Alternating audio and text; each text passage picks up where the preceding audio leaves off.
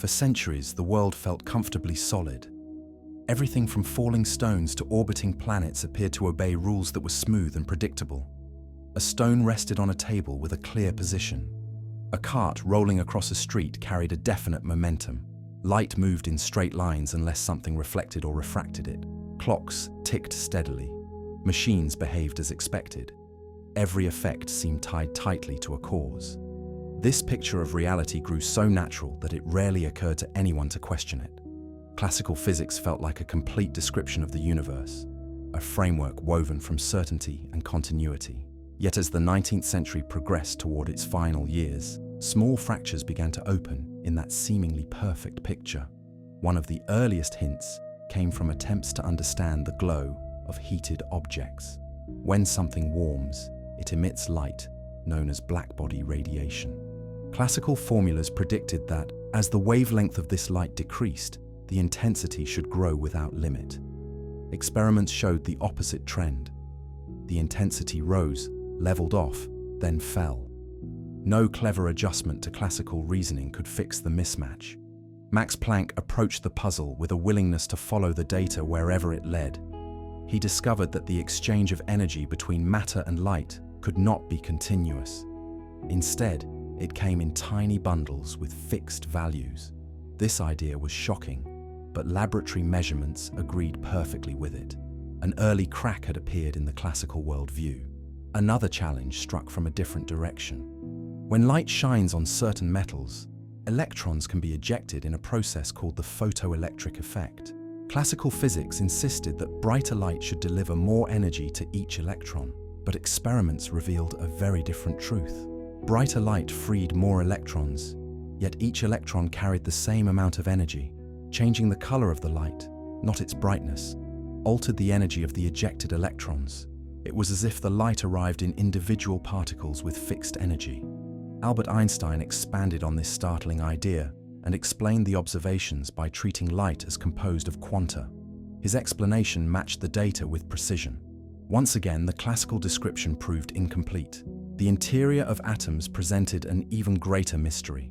When gases were heated or struck by electrical currents, they emitted light in narrow lines, not in smooth rainbows. Each line corresponded to a precise energy difference inside the atom. No classical model could explain why only certain energies appeared. Niels Bohr proposed that electrons could occupy only specific orbits with fixed energies, and that transitions between these energies produced the observed spectral lines. It sounded almost mechanical, yet the predictions matched the measured wavelengths with remarkable accuracy. Nature seemed to favor discrete steps rather than continuous motion. Slowly, the growing collection of evidence exposed a strange pattern. Light behaved both like a wave and like a particle. Matter carried energy in discrete amounts. Electrons jumped between well-defined levels. Probability, once a mark of ignorance, became central to describing the behavior of physical systems. The building blocks of the universe did not behave in ways that matched the steady logic of classical experience. Scientists could no longer assume that physical objects carried definite properties at all times. Something more subtle and unfamiliar was taking shape out of the experimental results. As these clues accumulated, it became clear that the universe could not be understood using the old assumptions. The certainty that had guided generations of scientists no longer matched the facts. Blackbody radiation pointed toward quantized energy. The photoelectric effect required particles of light. Atomic spectra demanded discrete levels. Every new observation worsened the conflict with classical reasoning. It was as if a deeper layer of reality was revealing itself, one that did not follow the smooth and predictable rules of everyday life. Researchers began forming a radical but necessary idea. Perhaps physical systems could exist in several possible states at the same time, only revealing a single definitive outcome when measured. This was not a philosophical leap. It was a direct attempt to describe what experiments had already shown. The world at its smallest scales behaved in ways that no classical picture could accommodate. A new framework was required, one that could express combinations of possibilities rather than fixed outcomes. These early insights prepared the ground for the next step, a mathematical revolution that would transform physics completely. The classical world had begun to fade, not because of speculation, but because experiments forced scientists to see beyond it. The search for a deeper description was now unavoidable, and the equation that would finally answer this need was waiting just beyond the horizon. The collapse of classical certainty did not happen all at once. It unfolded through years of mounting evidence, each experiment adding pressure to a structure already strained by contradictions. Scientists who had grown up trusting the continuity of motion and the solidity of matter now faced a landscape in which discreteness ruled. The comfortable picture of a world made of well-defined properties had been replaced by something far more elusive. The true nature of physical systems seemed to hide beneath the surface, revealing itself only through carefully designed experiments. As researchers studied these strange results, they recognized that the familiar language of classical physics could no longer capture what was happening at the smallest scales. Physicists began noticing that the old idea of determinism was eroding. Classical determinism relied on the notion that if one knew the exact state of a system at one moment, the future could be predicted without uncertainty. But experiments involving electrons and photons refused to obey this principle. When an electron passed through a narrow opening, the pattern it formed on a distant screen did not reflect a single predictable path. Instead, it appeared as a broad distribution of outcomes, each with a certain probability. Even when the experiment was repeated under identical conditions, individual results remained unpredictable. Only the pattern of many results could be forecast. Probability was no longer a sign of incomplete knowledge. It was a genuine feature of how nature worked. Yet these probabilities were not random in the way a coin flip is random. They followed precise mathematical rules that allowed physicists to predict the chances of different outcomes with astonishing accuracy. These rules suggested that something deeper guided the behavior of particles, something that allowed multiple possibilities to coexist until a measurement forced a single result. Physicists sensed that beneath each outcome lay a structure built not from certainties, but from combinations of potential states. To describe this strange behavior, they needed a new kind of mathematics, one that could represent several possibilities at once. Early pioneers struggled to visualize what this meant. If an electron could be in more than one possible state, what exactly occupied space between those states? This question seemed impossible to answer without abandoning classical intuition altogether. Some tried to imagine electrons as small waves spread out through space. Others tried to imagine them as particles guided by hidden influences. But none of these interpretations fully captured the experimental data. What scientists needed was not a picture, but a formalism, a way to express the results mathematically, without demanding a classical picture that no longer applied. The first hints of this formalism emerged when researchers recognized that the strange patterns observed in experiments resembled patterns produced by waves. Waves naturally combine, interfere, and create distributions of intensity. The way an electron produced a spread of possible positions looked remarkably similar to how overlapping ripples on a pond combine to form brighter and darker regions. But electrons were not classical waves. They arrived as single localized impacts on detectors. The dual nature of electrons and photons required a description that could behave like both a wave and a particle, depending on the context. This realization pushed scientists to consider a radical possibility. Perhaps the true description of a particle was not a physical wave in space, but a mathematical object whose values determined the probabilities of different outcomes. Such an object would not tell where a particle was, but how likely it was to appear in each possible place. It would not state which energy the particle possessed, but how strongly each allowed energy contributed to the overall state. This object would encode all the potential states at once. Later, this object would be known as the Wavefunction, but in the early stages, the idea was still forming. The approach grew more refined as physicists compared their mathematical expressions with experimental measurements. Each new test confirmed that a particle could indeed be prepared in a combination of different possible states. These combinations behaved coherently, reinforcing or cancelling one another, depending on how they interacted. This behavior was not speculation. It was measured repeatedly in laboratories. The idea that a system could be in more than one state at once was becoming not merely plausible, but unavoidable. As the evidence grew overwhelming, a conceptual shift began to take hold. The world beneath the surface did not obey the logic of everyday experience. A particle did not have a single definite path until it was measured. A beam of light did not carry a single definite property until an experiment forced it to reveal one. The building blocks of nature existed in a delicate blend of possibilities that only resolved into a single outcome when observed. This was not a matter of opinion or interpretation. It was dictated by the data. Part by part, the old worldview faded. The foundations of classical physics had carried humanity far, but the truth revealed by careful measurements lay beyond them. A new mathematical language was forming, one capable of describing superposition directly and revealing the structure of reality in a way no earlier framework could match. The stage was set for the equation that would redefine the meaning of a physical state and illuminate the strange new world emerging from the evidence. The transformation unfolding within physics drew scientists toward a new way of thinking. They realized that the strangeness they observed did not arise from flaws in their equipment or errors in their reasoning. It came from the world itself. The smallest building blocks of nature did not behave like miniature versions of everyday objects.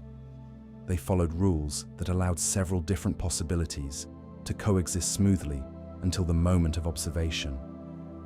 This realization forced a deeper question. If the classical picture of reality did not hold at the most fundamental level, then what picture did the answer would emerge slowly, carried forward by a generation of thinkers willing to set aside the old certainty and build a framework guided entirely by evidence? The first truly decisive step came when physicists began searching for a single equation capable of describing how these new kinds of states changed over time. They needed a rule that allowed a combination of possibilities to evolve smoothly, one that preserved the delicate relationships between all the possible outcomes. It could not be a rule that predicted single, definite values at every moment. It had to be a rule that predicted how a whole collection of potential states shifted and mixed as time flowed. Classical equations could not do this. They could only tell how definite positions and definite momenta changed. But experiments had shown that particles did not carry definite values until measured. Something new was needed. This new mathematical rule would need to do something almost magical. It had to take a state that represented several possibilities and move it forward in time without collapsing it into a single outcome. It needed to preserve the ability for these possibilities to interfere with one another. Interference was not simply a theoretical feature. It was observed in laboratories when electrons passed through narrow openings or when light beams recombined after being separated. The rule had to honor these experiments faithfully. It had to build interference directly into its structure. Only then could it describe reality as experiments revealed it. Erwin Schrödinger took on the task of discovering this rule. He began with the idea that particles could be associated with waves, not physical waves in the classical sense, but mathematical waves, whose peaks and valleys expressed how strongly each possible outcome contributed to the overall state. By exploring how such waves might evolve, he uncovered an equation that allowed them to change continuously in time. When he applied this equation to simple systems, something remarkable happened. The results matched the discrete energy levels that had puzzled scientists studying atomic spectra. The spectral lines that had seemed so mysterious now emerged naturally from the mathematics. The equation was not an approximation. It reproduced the exact pattern measured in laboratories. For the first time, there was a complete mathematical language for describing the strange behavior revealed by experiments. This new equation did more than explain existing results. It unified them. The discrete jumps in blackbody radiation, the particle-like behavior in the photoelectric effect, and the sharp spectral lines of atoms all arose naturally from the same formalism. What had once seemed like unrelated oddities were now woven together into a consistent structure. The wave function, the mathematical object that represented combinations of possible states, evolved smoothly according to the equation. Every part of the wave function contributed to the probabilities of different outcomes. The mathematics did not describe a single path or a single energy. It described many at once. Scientists were startled by how well this new approach matched experimental data. The theory predicted outcomes with extraordinary accuracy, often to many decimal places, even when experiments were refined to unprecedented precision. Laboratory results did not merely agree with the theory, they repeatedly confirmed its predictions in every detail. The world at small scales was not simply unpredictable, it was structured in a way that demanded this new framework. Superposition was not a philosophical idea, it was a direct expression of how physical systems behaved when examined with sensitive instruments. As the wave function formalism spread through the scientific community, it gradually replaced the classical image of objects carrying pre-existing definite properties. A particle did not have a fixed position until measured. It existed in a range of possible positions, each with its own probability determined by the wave function. An electron inside an atom did not orbit like a tiny planet. It occupied a state described by a stable pattern of probabilities shaped by the allowed solutions of the equation. Light did not consist of a continuous smear of energy. It came in discrete packets whose behavior matched perfectly with the same underlying mathematics. The final collapse of classical certainty came when scientists realized that this new framework did not apply only to exotic laboratory experiments. It applied to everything. The classical world did not vanish. It emerged as a large-scale limit of the deeper quantum description. Large objects behave predictably because the delicate relationships between their many possible states rapidly washed out through interactions with their surroundings. But at the smallest scales, the world remained governed by the strange but precise structure revealed by experiments. By the end of this transformation, physics had crossed a threshold. The classical picture had served humanity well, but the evidence demanded something richer. Experiments had spoken clearly. Reality was built from states that could coexist, influence one another, and merge into a single outcome only when observed. The equation that captured this behavior offered a new way to understand existence itself. Scientists now had a tool capable of describing how the universe behaved at its most fundamental level.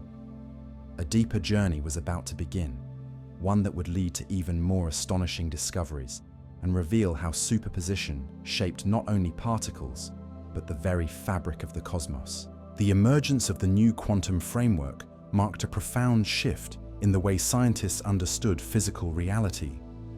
The earlier experiments that had shattered classical certainty showed that particles behaved not as isolated objects, but as entities whose possible states blended together in ways no classical picture could describe.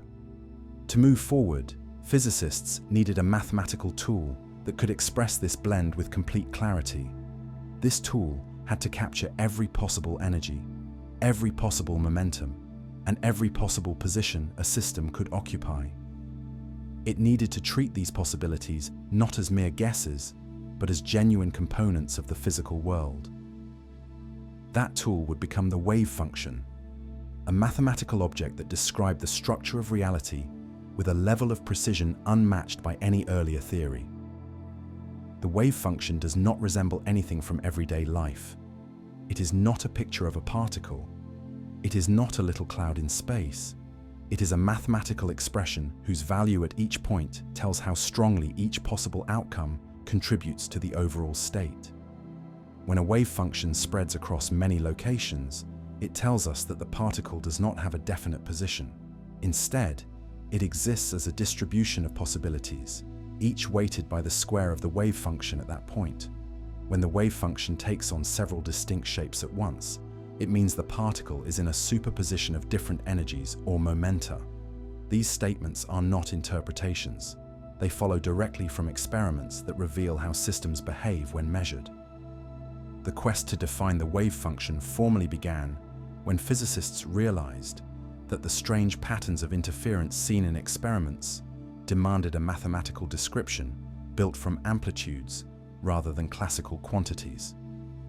Classical mechanics could tell how a particle with a definite position and momentum should move, but experiments showed that particles often lacked definite values until observed. They instead followed rules more closely related to waves, rules that allowed their possible states to overlap and combine. Erwin Schrödinger attempted to capture this behavior by writing an equation for a wave that could describe how a quantum state changed with time. What he discovered exceeded all expectations. Schrödinger constructed an equation that treated the wave function as a continuous object, whose shape evolved smoothly according to the energy of the system. When he applied this equation to the hydrogen atom, the simplest atom in nature, he found that only certain solutions were allowed. These solutions matched perfectly with the measured energy levels of hydrogen, the same precise lines that had puzzled scientists studying the spectra of gases. The equation did not merely approximate these energies, it reproduced them exactly. A pure mathematical structure had predicted the same discrete levels that decades of experiments had revealed. It was a triumph that confirmed the wave function as more than a convenient symbol. It was a faithful description of the way nature organized its smallest constituents. The power of the wave function became clearer as physicists applied it to new problems. It could describe particles trapped inside potential wells, showing how they could tunnel through barriers, even when classical physics said the barrier was impenetrable. It could describe electrons in metal lattices, revealing why some materials conducted electricity while others did not. It could describe molecules, predicting the shapes of chemical bonds and the energies required to form or break them. Every time the wave function entered a new domain, experiments confirmed its predictions. No classical model matched this level of success, yet the most astonishing feature of the wave function was not its predictive power, but what it implied about the nature of reality. When written out fully, the wave function contained all the possible states of a system at once. A quantum particle did not exist in a single configuration, but in many, each associated with a particular amplitude. These amplitudes could add, subtract, reinforce, or cancel one another. It was this interplay that produced the interference patterns seen in laboratories. The wave function did not merely describe probability, it described the structure of possibility itself, a structure that existed and evolved, even when no measurement was being made. To understand this evolution, physicists studied how the wave function changed in time. Schrödinger's equation governed this change, allowing the wave function to spread, sharpen, or oscillate depending on the system. If the wave function represented a combination of energy states, each energy contributed a frequency, causing the wave function to move through a cycle of patterns. These cycles could combine in intricate ways, producing interference effects that matched precisely with the fringes observed in experiments. Time evolution was not a matter of following a single trajectory as in classical physics. It was a matter of allowing a delicate tapestry of possibilities to interfere and rearrange. This view of physical systems required a new understanding of measurement. When a quantum system was measured, the wave function no longer described a wide range of possibilities. Instead, it collapsed to a state consistent with the observed outcome. This collapse was not something the equation predicted. It was something experiments forced scientists to accept. Before measurement, the system existed in many possible states at once. After measurement, it occupied only one. The wave function was the only framework that captured this behavior with accuracy. Through careful tests and refined experiments, the wave function became recognized as the most complete description of a quantum system available to science. It did not whisper about hidden mechanisms or mysterious forces. It spoke directly through prediction and verification. The success of this mathematical object signaled that the world was not made of isolated definite states, but of rich and evolving superpositions. The wave function revealed this deeper structure with an elegance unmatched by any earlier theory. As physicists explored its implications further, they would discover that it opened the door to even more surprising phenomena, including patterns of behavior far stranger than anything imagined in the classical world. The wave function quickly became the central element of the new quantum description, yet its meaning remained difficult to grasp. It was not a material wave moving through space like ripples on a pond. It did not carry energy in the way classical waves did. Instead, it carried information about the potential outcomes of future measurements. When the wave function spread across many places, it meant the particle could appear in any of those places with a probability determined by the square of the amplitude. When the wave function took on a pattern composed of several distinct shapes, it meant the particle was in a superposition of several states at once. This was not an interpretation invented after the fact. It was the simplest reading of what experiments had been showing for decades. Scientists tested the meaning of the wave function by exploring how it responded to forces. In classical physics, forces change the motion of a particle by altering its trajectory. In quantum physics, forces change the shape of the wave function. A steep rise in potential energy squeezes the wave function, narrowing the range of allowed positions. A gentle valley in potential space allows the wave function to spread, forming smooth oscillations. Every feature of classical mechanics remains embedded within this new structure, but it appears only as an approximation that emerges when the wave function becomes tightly concentrated. In the everyday world, objects contain immense numbers of interacting particles. The wave functions of those particles overlap and blend until the delicate quantum structure becomes effectively invisible. But in carefully controlled experiments where only a few particles are involved, the wave function reveals its nature with complete clarity. Over time, physicists discovered that the wave function could describe not only one particle, but combinations of many. The wave function for two particles contains all the possible states of the pair. It tells how likely it is for one particle to be in one place while the other is in another. It tracks every allowed energy configuration and every shared momentum. When the wave function of the pair cannot be written as the product of two separate wave functions, it means the particles are not independent. They form a connected system in which the possible outcomes of one particle are tied to the possible outcomes of the other. This would later be recognized as entanglement, but even before the name existed, the mathematics made the conclusion unmistakable. The structure of the wave function allowed such connections naturally. As scientists explored the mathematical properties of the wave function, they saw that it could form patterns that looked almost like musical chords. A wave function could contain many energy states at once, each contributing a different oscillation in time. These oscillations interfered with one another, sometimes reinforcing, sometimes cancelling, producing rhythms that shaped the evolution of the system. The pattern might begin tightly focused, expand into a broad cloud of possibilities, and then refocus again. Experiments with electrons, atoms, and even complex molecules showed that these predictions were not theoretical curiosities, but real physical effects. The wave function guided the behavior with remarkable accuracy. The most striking confirmation of the wave function emerged from interference experiments. When the wave function passed through two narrow openings, it spread into two overlapping parts. These parts interfered with one another, producing a pattern of bright and dark regions where the probabilities increased or decreased through the interplay of amplitudes. Even when particles were sent one at a time, the same pattern eventually appeared. The interference pattern did not come from interactions between particles. It came from the self-interference of the wave function. A single particle behaved as if it explored several possible paths at once and then combined the associated amplitudes. The wave function provided a perfect description of this behavior. Scientists also studied the mathematical structure underlying the wave function. It lived not in ordinary space, but in a space of possibilities called Hilbert space. In this space, the wave function was represented as a vector. and the different possible states formed a basis.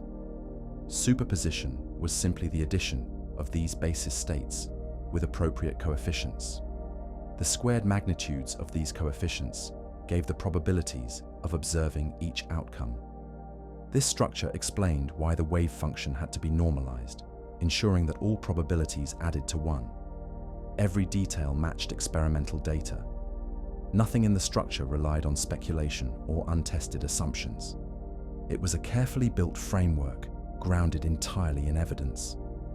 The wave function also revealed the deep connection between symmetry and conservation laws. When a system did not care about the direction of space, its wave function exhibited this symmetry, leading to the conservation of angular momentum. When the system did not care about shifts in time, its wave function evolved in a way that preserved energy. These relationships were encoded directly in the mathematics and confirmed repeatedly in laboratories. The wave function did not merely describe the behavior of particles, it captured the fundamental structure of physical law. Yet perhaps the most profound feature of the wave function was that it left no room for the idea of predetermined outcomes. Before a measurement, the wave function did not select a single value. It contained many possibilities, each with its own amplitude. The outcomes scientists observed in experiments were drawn from these amplitudes according to their probabilities. Repeating the same experiment produced different results, but the pattern of probabilities remained stable. This stability showed that the wave function was not a convenient guess. It was the most accurate description available of the quantum state. By the time the wave function formalism became widely accepted, it had transformed the entire landscape of physics. It replaced the classical picture of the world with a richer structure built from possibilities rather than certainties. It explained the behavior of electrons in atoms, the interference of light, the stability of matter, and the structure of chemical bonds.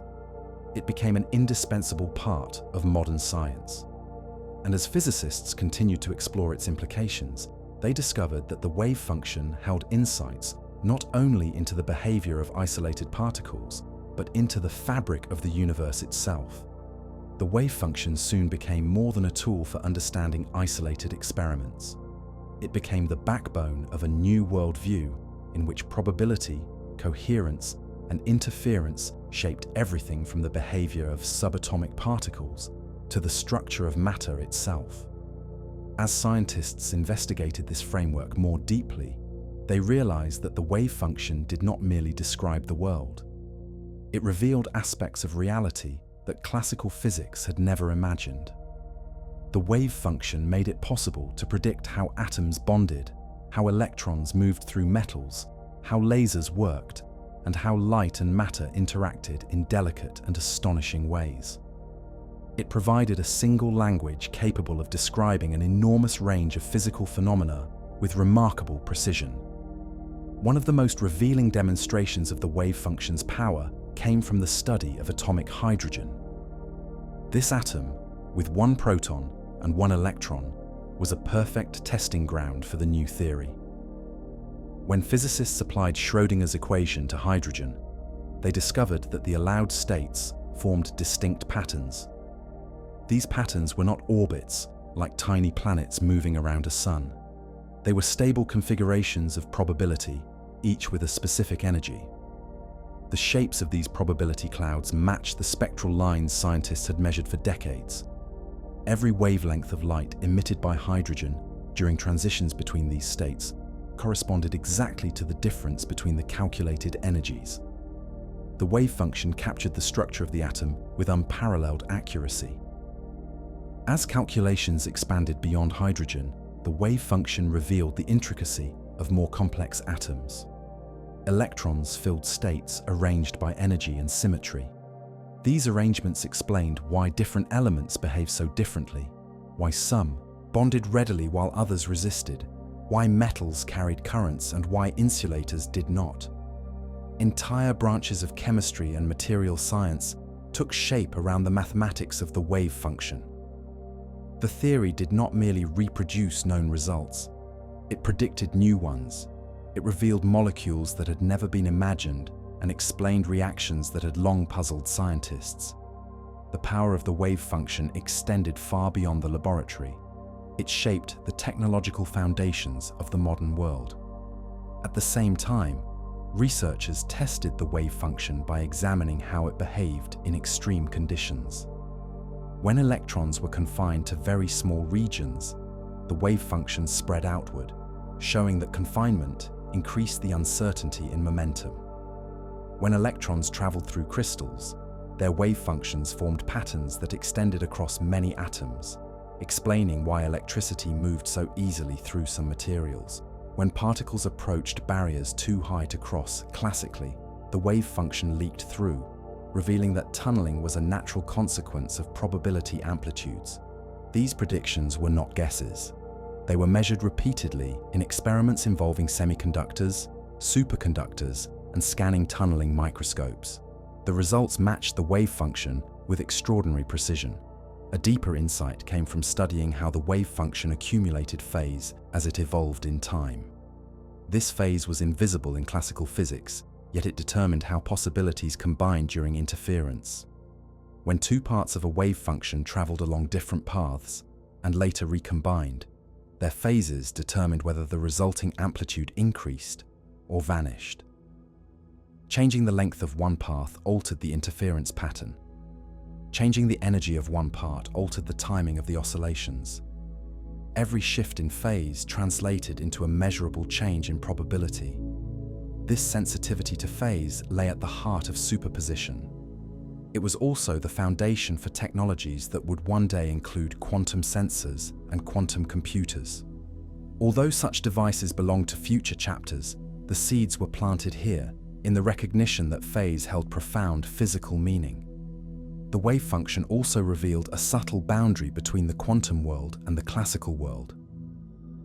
When a system interacted with its surroundings, the wave function describing it became entangled with countless degrees of freedom. The delicate relationships between its possible states began to fade as information leaked into the environment. This process, called decoherence, explained why macroscopic objects did not display superposition in daily life. The wave function still governed their behavior, but the structure of possibilities collapsed into stable, classical outcomes long before they reached our senses. Decoherence did not violate the wave function's evolution. It emerged naturally from the mathematics. Experiments with cold atoms, superconducting circuits, and trapped ions confirmed this boundary with increasing precision. The world we see is a reflection of the deeper quantum structure filtered through constant interaction with the environment. Through all these discoveries, one fact remained unshakable. The wave function was not a theoretical decoration. It was an experimentally verified description of how nature behaved at its most fundamental level. Its predictions matched every controlled experiment, from electron diffraction to atomic transitions to molecular vibrations. Classical mechanics survived only as an approximation for large systems, where decoherence suppressed quantum interference.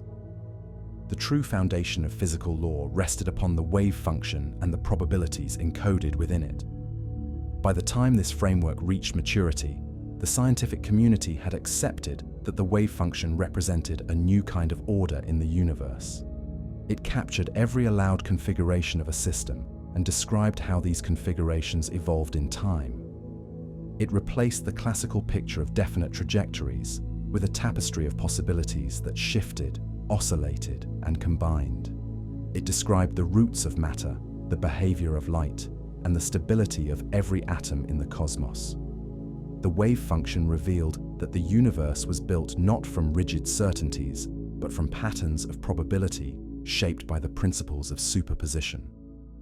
With this foundation in place, physicists were prepared to confront the most striking demonstration of superposition ever devised, an experiment so simple in structure, yet so profound in meaning that it stands as a central pillar of modern science.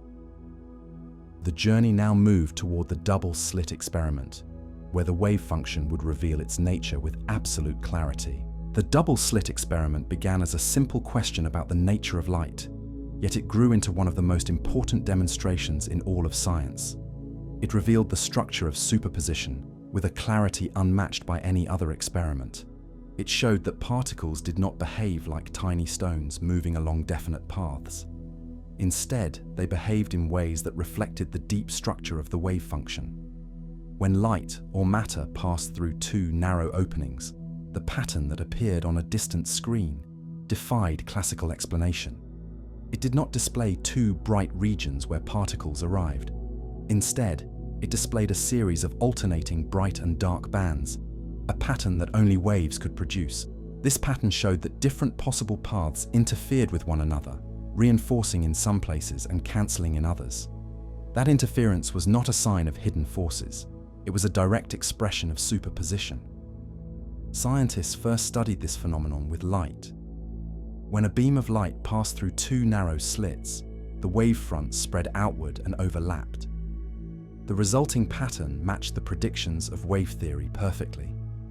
Yet when the same experiment was repeated with faint light, so faint that individual photons arrived one by one, something extraordinary happened. The pattern did not vanish. Each photon left a single sharp impact on the screen, but over time, these impacts accumulated into the same interference pattern seen with bright beams. A single photon behaved as if it had passed through both openings at once, interfering with itself. Classical reasoning could not explain this. The wave function could. The photon existed in a superposition of possible paths until the moment it struck the screen. The experiment grew even more striking when scientists used electrons instead of light. Electrons had been considered particles with well-defined mass and charge. Yet when electrons were fired toward the double-slit apparatus, the same interference pattern appeared. If the electrons were sent one by one, each created a single dot on the screen. But after many electrons accumulated, the familiar pattern of bright and dark bands emerged. The electrons behaved exactly like photons. They acted like waves when not measured, and like particles when detected. The wave function described this behavior with perfect accuracy. It allowed the electron to exist in several possible paths at once, each path represented by a part of the wave function. These parts interfered until the moment of detection, when the wave function collapsed to a single outcome. Physicists then asked a natural question. What if they tried to determine which slit the particle passed through? If a detector was placed at one of the slits, classical intuition suggested that nothing dramatic would happen. One might expect the interference pattern to remain, since the particle still had two possible paths. But experiments revealed that as soon as information about the path was available, even if no one looked at the detector, the interference vanished. The pattern collapsed into two broad regions corresponding to the two slits. Something about the wave function was extremely sensitive to knowledge. When the possibility of distinguishing the paths existed, the two parts of the wave function no longer interfered. The particle behaved as if it had traveled along only one path. This collapse was not caused by a mechanical disturbance from the detector. It followed from the structure of quantum probability. The wave function no longer represented a coherent combination of states. It represented a mixture of outcomes that could not interfere. These results grew even more striking when scientists attempted delayed choice experiments. In such experiments, the decision to observe the path or not was made after the particle had already passed through the slits. If classical reasoning held, the particle should behave one way or the other at the moment it crossed the openings. But experiments showed that the choice made later determined whether interference appeared or disappeared. If no path information was gathered, the interference pattern emerged. If path information was obtained, the pattern vanished. The wave function did not commit to a single path until measurement forced it to do so. These results did not imply that the future affected the past. They simply reflected that the wave function did not describe a particle with a definite path. It described many possible paths that remained coherent until information destroyed that coherence.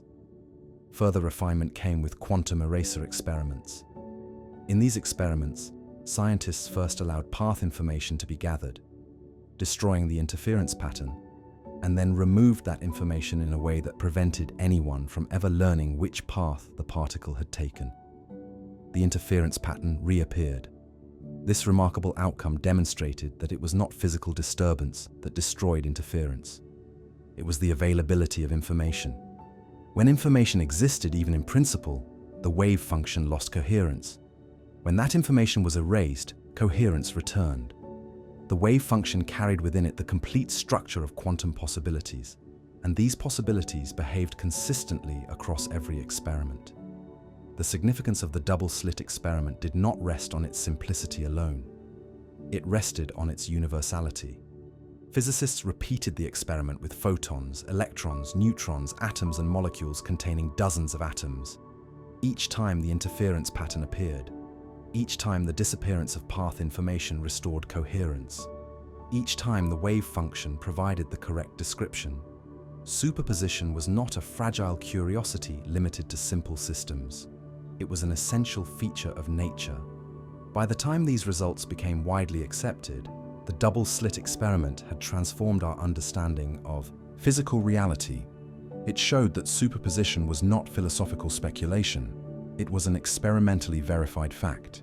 It revealed that particles did not travel along single paths, but along many. It showed that interference was a fundamental expression of how the wave function combined possibilities. And it provided a clear demonstration that measurement played a central role in determining which outcome became real. With this foundation, physics was prepared to explore the boundaries of superposition, pushing the experiment to larger and more complex systems to discover how far this strange and beautiful principle extended. The deeper scientists looked into the double-slit experiment, the more clearly it revealed the structure of quantum reality. As the apparatus became more refined and detectors more precise, new layers of understanding emerged. When researchers slowed the experiment down to send particles one at a time, they found that each particle arrived as a single impact, never as a smeared trace. Yet the accumulation of many impacts reproduced the same interference pattern seen with bright beams. This slow build-up showed that interference did not arise from particles interacting with one another. It came from the wave function associated with each particle. The wave function encompassed several paths at once, and the probabilities resulting from the combination of these paths created the familiar alternating pattern. A single particle behaved as if it explored multiple routes simultaneously. This phenomenon encouraged scientists to ask whether they could alter the wave function by changing the environment through which it traveled. They discovered that the slightest change in the experimental setup influenced the final pattern. Moving one of the slits by a tiny amount changed where the bright and dark regions appeared. Placing a thin sheet of material before one slit shifted the phases of the paths, altering the interference. Even small adjustments to the energy of the particle changed the spacing of the fringes. Every change agreed exactly with predictions from the wave function. It was as if the wave function read every detail of the apparatus and adjusted its behavior accordingly. The precision of this agreement was astonishing. It showed that the wave function was not an abstract idea, but a real part of the physical description. As the understanding of the wave function deepened, scientists explored the question of measurement with greater care. In classical physics, measurement simply reveals the state of a system. In quantum physics, measurement changes the state. When no attempt was made to gather path information, the wave function remained in a superposition of the two routes. The amplitudes associated with these routes combined, producing interference. But when detectors were placed at the slits, the wave function no longer represented a combination of possibilities. It now represented distinct outcomes tied to the presence of the detectors. The interference vanished because the detectors made the two paths distinguishable. The collapse of the wave function was not triggered by the act of looking. It was triggered by the physical interaction that allowed information to exist. Measurement was an active process that reshaped the structure of the wave function. This distinction became even clearer when scientists used detectors that could be turned on and off, or adjusted gradually. When a detector only partially revealed which path the particle took, the interference pattern did not fully disappear. Instead, it became dimmer, its bright and dark bands fading into one another. The clarity of the pattern matched how much information the detector could extract. If the information was perfect, the interference vanished completely. If the information was incomplete, part of the pattern survived. This smooth transition demonstrated that coherence was not an all-or-nothing property.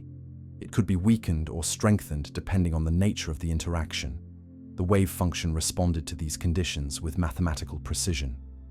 Some of the most striking studies came from experiments that separated the paths of the particle by large distances. If the wave function were merely a convenient mathematical fiction, increasing the distance should eventually destroy interference. Yet experiments showed that interference persisted even when the paths lay far apart. As long as no information distinguished the routes, the wave function remained coherent. Only when something in the environment encoded path information did the interference break down. This resilience surprised even the physicists conducting the experiments. It showed that coherence was a robust property tied deeply to the structure of the wave function. Scientists also examined how long a particle could maintain coherence as it traveled through space. Some particles preserved coherence over substantial distances. Others lost it quickly when they interacted with the air or the walls of the apparatus. These observations provided early insights into what would later be known as decoherence, the process by which environmental interactions suppress superposition. Yet in the carefully controlled environment of the double-slit experiment, decoherence could be pushed aside long enough to reveal the full structure of interference.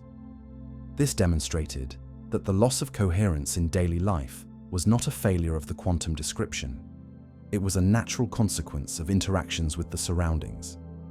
As experiments with the double-slit apparatus grew more sophisticated, physicists began using particles of increasing complexity. They tested electrons, neutrons, atoms, and even molecules containing dozens of atoms. With each new particle, the same patterns emerged. Despite their internal complexity, despite the many ways they could interact with the world, these particles displayed interference whenever the environment did not reveal path information. The wave function treated even large particles as quantum objects that could exist in coherent combinations of paths. These results hinted at a profound truth. Superposition was not limited to light or to the smallest particles. It was a universal feature of nature. One of the most remarkable demonstrations came from experiments involving large organic molecules. These molecules contained far more structure than simple atoms. They rotated and vibrated and carried internal energy in many different forms.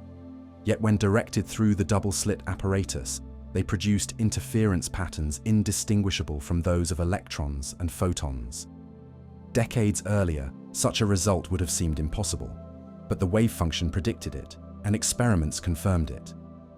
The size of the object did not determine whether it could display superposition. The coherence of the wave function did. By the time these results accumulated, the double-slit experiment had become a cornerstone of quantum physics. It revealed that particles were guided by a mathematical structure capable of combining multiple possibilities and producing interference among them. It showed that the wave function was an essential part of the description of nature. It demonstrated that superposition was not a hidden feature or a theoretical embellishment. It was a measurable, undeniable property of the physical world. With this understanding in place, physicists were prepared to push the boundaries of superposition to even larger scales and explore how far the quantum description could extend. The double-slit experiment continued to evolve as scientists pushed it into new regimes, each test revealing deeper layers of quantum behavior. The more they studied it, the more clearly it demonstrated that superposition was not a mathematical curiosity, but an intrinsic feature of the universe. Even as experimental setups grew larger and more refined, the same pattern emerged. The wave function spread through space, divided into multiple paths, and recombined to form interference whenever no information existed to distinguish the routes.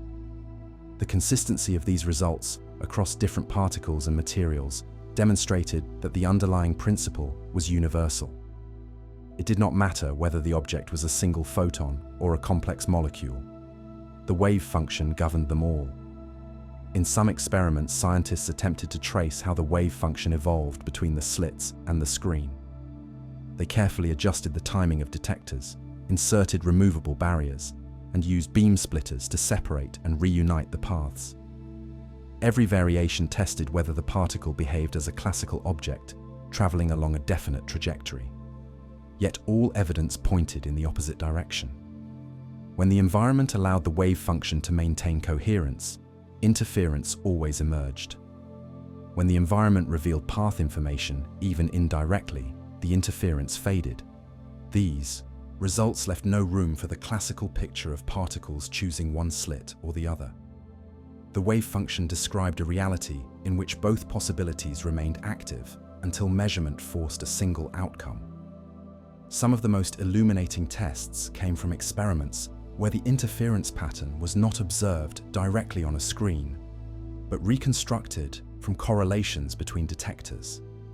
By analyzing the arrival times and positions of particles, scientists could infer the underlying structure of the wave function. These indirect patterns matched the predictions of superposition with astonishing precision. Even when the paths were manipulated in complex ways, or when detectors collected information in separate locations, the results always aligned with the quantum description.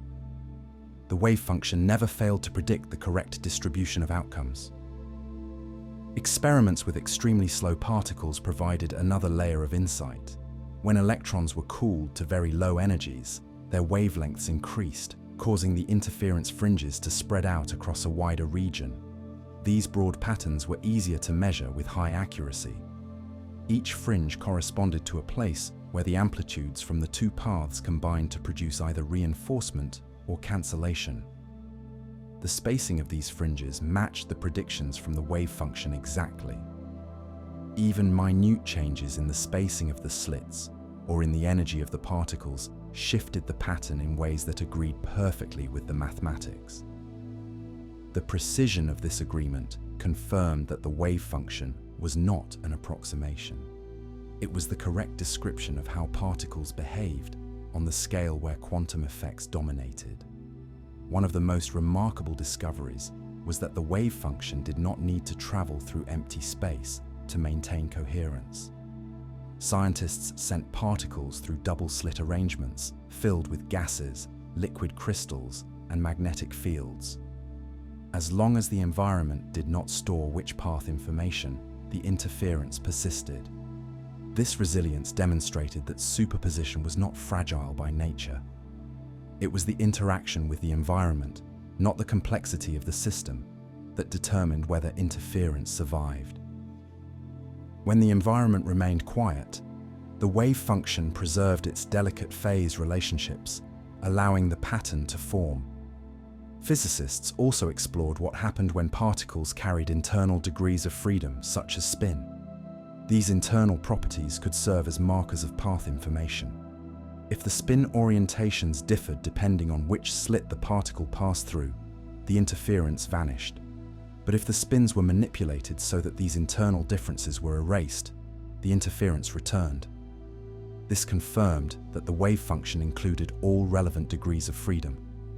It was not confined to the spatial paths alone. It incorporated every part of the system that could carry information. The experiments showed that superposition was a global property of the entire quantum state.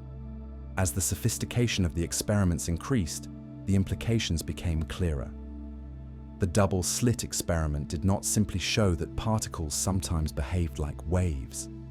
It showed that the wave function represented a superposition of all possible paths, and that the probabilities of different outcomes emerged from the interplay of these possibilities. It revealed that measurement was not a passive act, but a physical process that determined which outcomes could still interfere. It demonstrated that superposition was a feature of nature, not a limitation of human knowledge.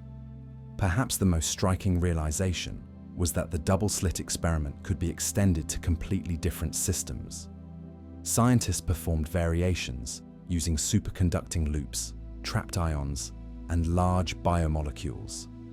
They created interference patterns not only in space but in time, using pulses of light to separate and recombine different energy states. Each new version of the experiment confirmed the same underlying principle. Whenever the system remained coherent, the wave function produced interference. Whenever information destroyed coherence, interference vanished. No classical explanation could duplicate this behavior. Only the quantum description succeeded. By the end of these explorations, the double-slit experiment stood as one of the clearest demonstrations of quantum reality.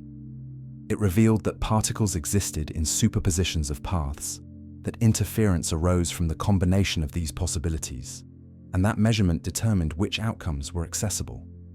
It provided a window into the structure of the wave function and a foundation for all later studies of superposition, entanglement, and coherence. With this understanding firmly established, physicists turned toward a deeper question. If superposition occurred so naturally for light, electrons, and atoms, how far could it be pushed? Could it apply to large molecules, macroscopic systems, or even engineered devices built to preserve coherence over long distances? The search for answers would lead into the next chapter, where the boundaries of superposition would be tested at unprecedented scales. The search for the limits of superposition pushed physics into a new era of experimentation. After the double-slit experiment revealed that electrons, photons, and small atoms could exist in coherent combinations of paths, scientists began to wonder how far this strange behavior could extend. Could larger collections of atoms behave the same way? Could complex molecules maintain coherence? Could entire engineered systems display quantum properties? Normally, the world we see appears steady and classical. A pebble thrown across a pond follows a single arc. A grain of sand does not interfere with itself. Yet the question lingered. Was this classical behavior a fundamental property of matter, or simply a consequence of the environment overwhelming the delicate structure of the wave function? To find the answer, physicists built experiments designed to shelter quantum systems from their surroundings and preserve coherence long enough to observe superposition on unprecedented scales. The first major step came from the study of large molecules passing through interference apparatuses. Early successes with electrons and atoms encouraged researchers to test whether molecules composed of dozens of atoms could behave like waves. These molecules carried internal vibrations, rotations, and interactions that seemed likely to destroy coherence. Yet when they traveled through vacuum chambers under tightly controlled conditions, the interference fringes appeared. Molecules containing many atoms showed the same patterns as light and electrons. This result startled the scientific community. It suggested that superposition was not limited by the size or complexity of the system. Instead, it was limited by how well the environment could be prevented from carrying information about the system's path. Experiments soon advanced to even larger molecules. Some contained hundreds of atoms arranged in complex organic structures. These molecules rotated, vibrated, and shifted in ways that classical intuition insisted should destroy coherence instantly. But as long as the environment remained sufficiently quiet, as long as stray photons and gas molecules were kept at bay, these massive molecules created interference patterns just as elegant as those of their smaller counterparts. Scientists realized that the wave function cared little about the physical makeup of a system. What mattered was the preservation of phase relationships. If those phases survived the journey through the apparatus, superposition endured. These results encouraged researchers to build more sophisticated interferometers using cold atoms. At temperatures only a tiny fraction above absolute zero, atoms arranged themselves into single quantum states that stretched across entire samples. When two such clouds of atoms were separated and later recombined, they produced broad interference patterns. Unlike the patterns formed by single particles, these patterns involved thousands or millions of atoms acting in unison. This collective behavior became a hallmark of Bose-Einstein condensates, systems where many particles occupied the same quantum state. When two condensates overlapped, they interfered just like waves of light. The fringes revealed the relative phases of the condensates and demonstrated that superposition could extend far beyond the realm of individual particles. The ability to create interference in such large systems led physicists to explore engineered devices that might preserve quantum coherence. One of the most important discoveries came from superconductors, materials that could carry electrical current without resistance. In these materials, the electrons paired into composite objects that behaved as quantum waves stretching across macroscopic distances. When a superconducting loop contained currents circulating in opposite directions simultaneously, the system rested in a quantum superposition of two macroscopically distinct states. Instruments called superconducting quantum interference devices detected these states with remarkable sensitivity. They showed that superposition was not limited to microscopic particles or isolated atoms. Entire circuits could enter coherent combinations of states if properly shielded from the environment. Another window into large-scale quantum behavior came from superfluids, materials that flowed without friction. In superfluids, atoms moved collectively in coherent patterns. When these flows were split and reunited, they interfered in ways that revealed their underlying quantum nature. The patterns emerged even when the flows extended across large fractions of a laboratory apparatus. Scientists realized that coherence could survive across distances far larger than those seen in earlier experiments with electrons and photons. These achievements raised an important question. When did superposition fail? Was there a specific boundary between the quantum world and the classical world? Experiments showed that no such boundary existed. Instead, a gradual process called decoherence governed the transition. When a system interacted too strongly with its surroundings, the delicate phase relationships vanished. Each interaction with the environment carried away tiny fragments of information about the state of the system. These fragments accumulated until the wave function no longer described a coherent combination of states. The system then behaved classically, not because its nature had changed, but because its quantum structure had become entangled with countless degrees of freedom in the environment. The discovery of decoherence explained why macroscopic objects did not display interference in daily life.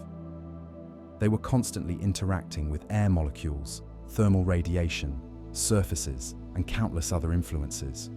The wave function describing them became so entangled with the environment that coherence disappeared almost instantly. But the experiments with large molecules, cold atoms, superconductors, and superfluids demonstrated that when the environment was sufficiently quiet, coherence could survive. The classical world was not a separate realm. It was an emergent consequence of quantum systems interacting with their surroundings. These insights reshaped the scientific understanding of superposition. They showed that quantum behavior did not require small size or simple structure. It required only isolation from the environment. The experiments proved that superposition was not a fragile oddity, but a robust property of the wave function. Scientists now understood that the boundaries of superposition were not set by the laws of nature, but by practical limitations of shielding, temperature, and control. With each improvement in experimental technique, the boundary moved outward. The exploration of large-scale superposition had only begun. As physicists pushed these limits further, they uncovered new ways to stabilize coherence and new platforms for observing quantum behavior at unprecedented scales. These achievements would lay the foundation for the next scientific frontier, where the interpretations of quantum mechanics and the meaning of superposition would be confronted directly. The expansion of superposition into larger regimes brought scientists face to face with the fundamental challenge of preserving coherence in systems that naturally interacted with their surroundings. The more complex a system became, the more internal motions it carried, and the more likely it was that these motions would link to the environment and destroy the delicate phase relationships required for interference. Yet the remarkable success of experiments with large molecules and cold atoms showed that coherence could endure far longer than classical intuition suggested. As techniques improved, researchers refined their control of temperature, pressure, and electromagnetic fields, pushing the limits of superposition ever outward.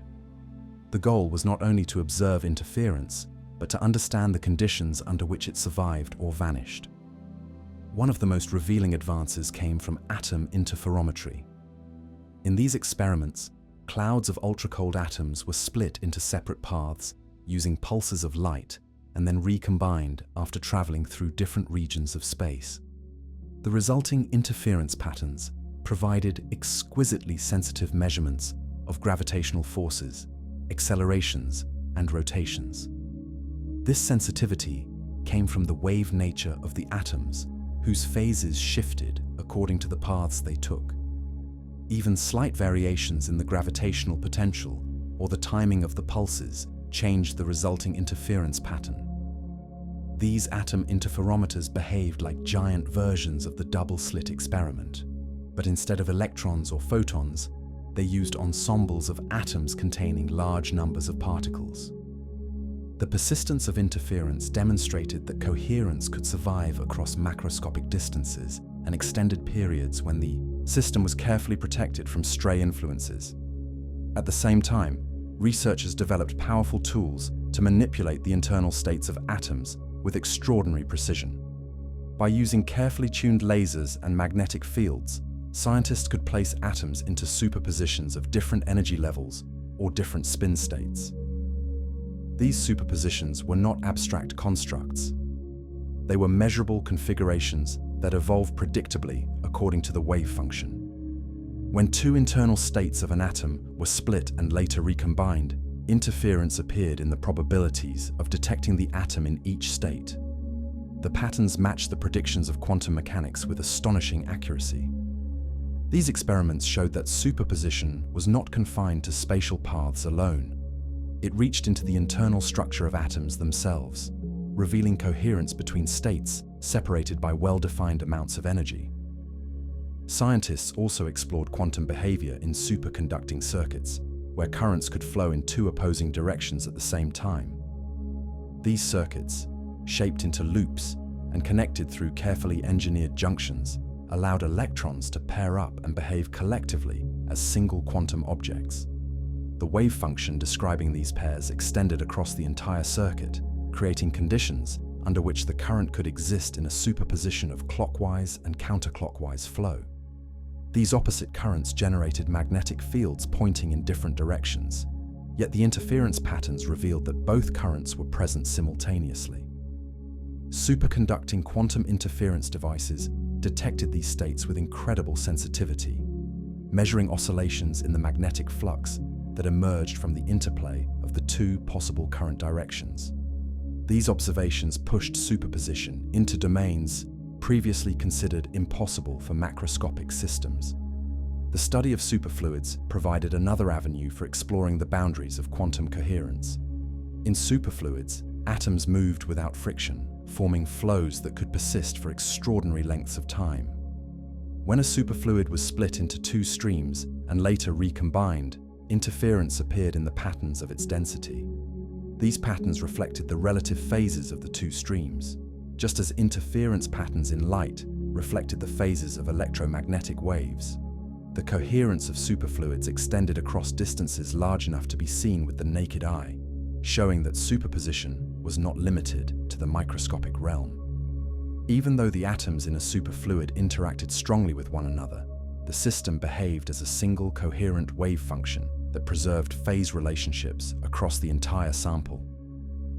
As these experiments grew more refined, scientists confronted the question of what destroyed superposition.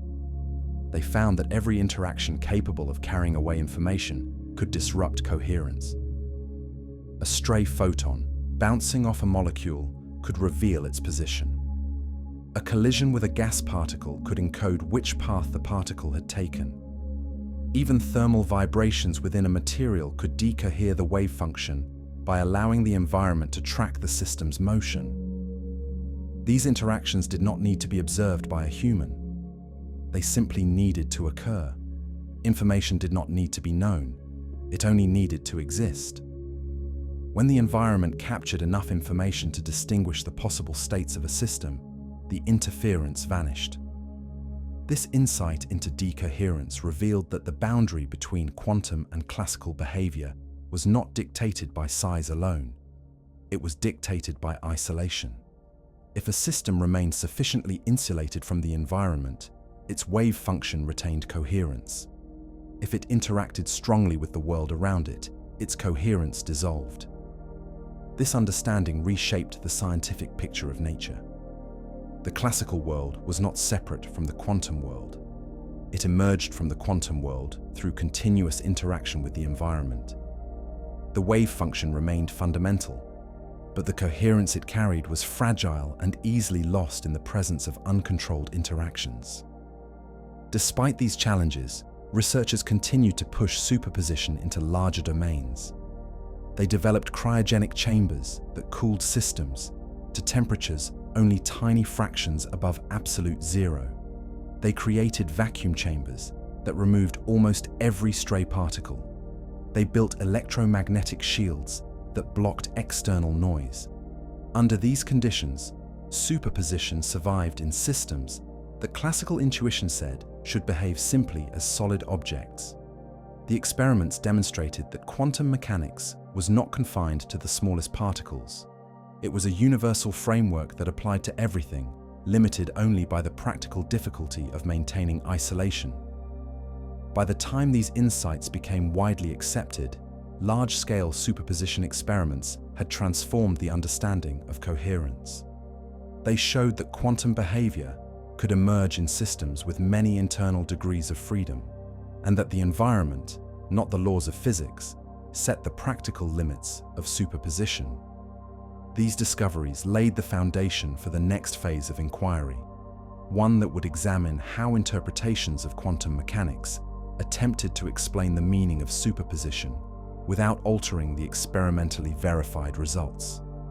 The exploration of large-scale superposition reached a turning point when scientists began combining different platforms to test the limits of coherence from multiple angles. They used mixtures of optical fields, ultra-cold atoms, superconducting circuits, and massive molecules to understand how superposition behaved under varying conditions.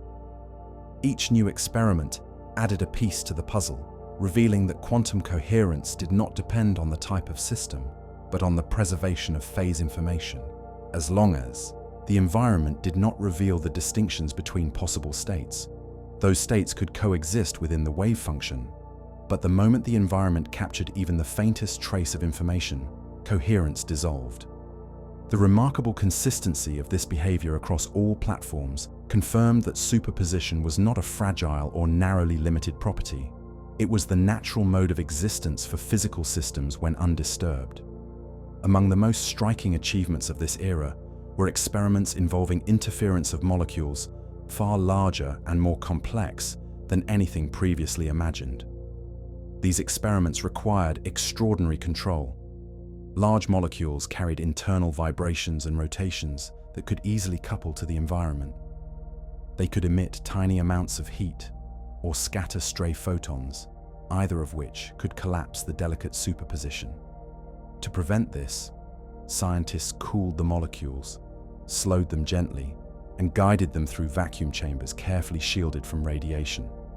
Under these conditions, the wave function remained coherent long enough for the molecules to pass through interferometers with multiple openings. When the results were recorded, interference patterns appeared with clear fringes, demonstrating beyond any doubt that even highly complex structures could exist in superposition. Each successful experiment pushed the boundary further. Molecules with dozens of atoms gave way to molecules with hundreds. Researchers designed intricate organic structures that stretched across wide spatial scales, yet these too produced interference patterns when treated gently and shielded from external influences. The key insight was that complexity alone did not forbid superposition. It simply increased the number of ways the environment could steal information. If those interactions were controlled or eliminated, coherence survived. This realization overturned the assumption that quantum behavior belonged only to the microscopic world. Instead, it revealed that the classical world was merely the quantum world seen through constant interaction. Parallel advances unfolded in superconducting systems. These systems allowed scientists to create superpositions involving currents flowing around loops in opposite directions. The magnetic fields created by these currents pointed in different orientations, yet the system maintained coherence long enough for interference patterns to be measured. These were not small signals. They involved macroscopic differences in the magnetic field, differences that classical physics would never allow to coexist. But quantum mechanics allowed them because the environment was prevented from determining which current existed. The wave function described both currents until measurement forced a choice. This insight led researchers to engineer improved shielding, cooler temperatures, and more stable circuits, pushing coherence times longer and longer. With each improvement, superposition asserted itself once more. Superfluids provided an even more dramatic window into macroscopic quantum behavior. At ultra-low temperatures, atoms in a superfluid moved collectively as a single coherent state. When researchers split these states and later recombined them, the resulting interference patterns extended across visible regions. These fringes reflected the phases of thousands or millions of atoms acting in unison. The size of the system did not prevent coherence. What mattered was that the atoms shared a single wave function. As soon as they did, the system behaved as a quantum object, regardless of its physical scale. Experiments also revealed that superposition could occur not only in space, but in time. Scientists created wave functions representing different paths through energy space, splitting and recombining them in carefully timed sequences. These time-based interference experiments showed that superposition applied to any set of states the wave function could represent. Whether the states involved position, momentum, energy, or spin, the same principles held. Coherence produced interference, information destroyed it. The behavior did not depend on the type of variable, it depended on the structure of the wave function. Across all these investigations, decoherence emerged as the unifying explanation for the transition from quantum to classical behavior. Decoherence did not require observers or conscious awareness. It required only physical interaction. When a system interacted with its surroundings, even subtly, the environment recorded traces of the system's state. These traces existed in scattered photons, vibrating atoms, or electromagnetic fields. Once the environment held such information, the distinct branches of the wave function could no longer interfere. They still existed mathematically, but the loss of coherence made interference impossible to observe. This process happened so rapidly in everyday conditions that macroscopic objects appeared classical. Yet the experiments with large molecules, cold atoms, superconductors, and superfluids showed that this apparent classicality was not fundamental. It was emergent. The understanding gained from these experiments reshaped the scientific view of quantum mechanics. Superposition was not limited by size or complexity. It was limited by how effectively a system could be isolated from the environment. The wave function could describe states involving many atoms, many currents, or many internal degrees of freedom. As long as coherence survived, interference appeared. When coherence vanished, classical behavior emerged. This clear and consistent pattern grounded the study of superposition in experimentally verified physics and set the stage for the next chapter in the story, where scientists would confront the profound question of how quantum mechanics should be interpreted. Even though all interpretations produce the same observable outcomes, by the time large-scale superposition experiments were firmly established, physicists faced a deep and unavoidable question. The mathematics of quantum mechanics worked with extraordinary precision, and every experiment confirmed that the wave function described reality with unmatched accuracy. Yet the meaning of the wave function remained an open puzzle. What exactly did it represent? Did it describe a real physical entity, spread across many possibilities? Or did it merely encode the information needed to calculate probabilities? The evidence provided no simple answer. It showed only what the wave function did, never what the wave function was. As a result, Different interpretations emerged, each attempting to explain the same experiments without altering the predictions. These interpretations often disagreed at a philosophical level, yet every one of them produced identical, measurable outcomes. The universe revealed its behavior clearly, but it refused to reveal the underlying mechanism. The earliest and most widely taught viewpoint arose from the practical needs of the pioneers who built quantum mechanics. They discovered that when a system was not measured, the wave function evolved smoothly according to Schrödinger's equation, preserving superposition and interference. But when a measurement occurred, the range of possibilities collapsed into a single observed outcome. This collapse was not described by the equation. It was imposed by the act of measurement. Niels Bohr and his colleagues accepted this contrast without searching for a deeper story. Their viewpoint became known as the Copenhagen interpretation, though it was never fully defined in a single statement. It held that the wave function did not need to correspond to a physical object. It was a mathematical tool that predicted the probabilities of outcomes, and measurement was a fundamental boundary between possibilities and reality. The Copenhagen interpretation proved extraordinarily effective for laboratory physics, and its operational clarity allowed generations of scientists to perform calculations without worrying about metaphysics. Yet many researchers felt that treating the wave function as a tool rather than a real entity left too many questions unanswered. They wondered whether the universe might operate according to deeper rules that the Copenhagen view simply ignored.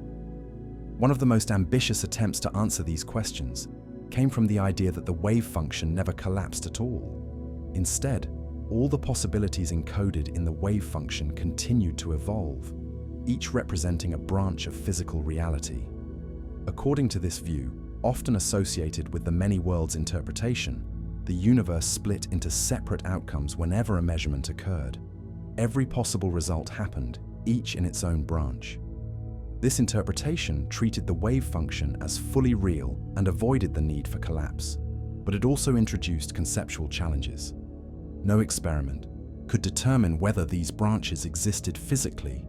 The mathematics remained the same and produced the same predictions for all measurable outcomes. The interpretation differed in its picture of reality, not in its physical consequences. A different attempt to explain the structure of superposition came from the idea that particles might have well-defined positions and momenta at all times, guided by an underlying wave. This perspective, known today as the de Broglie-Bohm pilot wave description, proposed that the wave function acted as a guiding field that steered particles along definite trajectories. The particles never spread out, only the wave did. The interference pattern emerged because the pilot wave extended through both slits, influencing how the particles moved. This interpretation reproduced all known predictions of quantum mechanics, including interference, tunneling, and entanglement. Yet it introduced hidden variables that could not be measured directly. These variables allowed the system to behave deterministically, but their existence had no observable consequences. The theory remained fully consistent with experiments, yet indistinguishable from the standard quantum description. Some physicists explored the possibility that the wave function might collapse spontaneously, without the need for measurement. In these models, called objective collapse theories, the collapse was a physical process that occurred randomly, with a probability that grew as the system became larger or more massive. These theories aimed to explain why macroscopic objects behaved classically, without relying on environmental decoherence. If collapse happened frequently for large systems, but rarely for small ones, objects on everyday scales would always appear to have definite properties. These theories made predictions slightly different from standard quantum mechanics, but the differences were subtle and difficult to measure.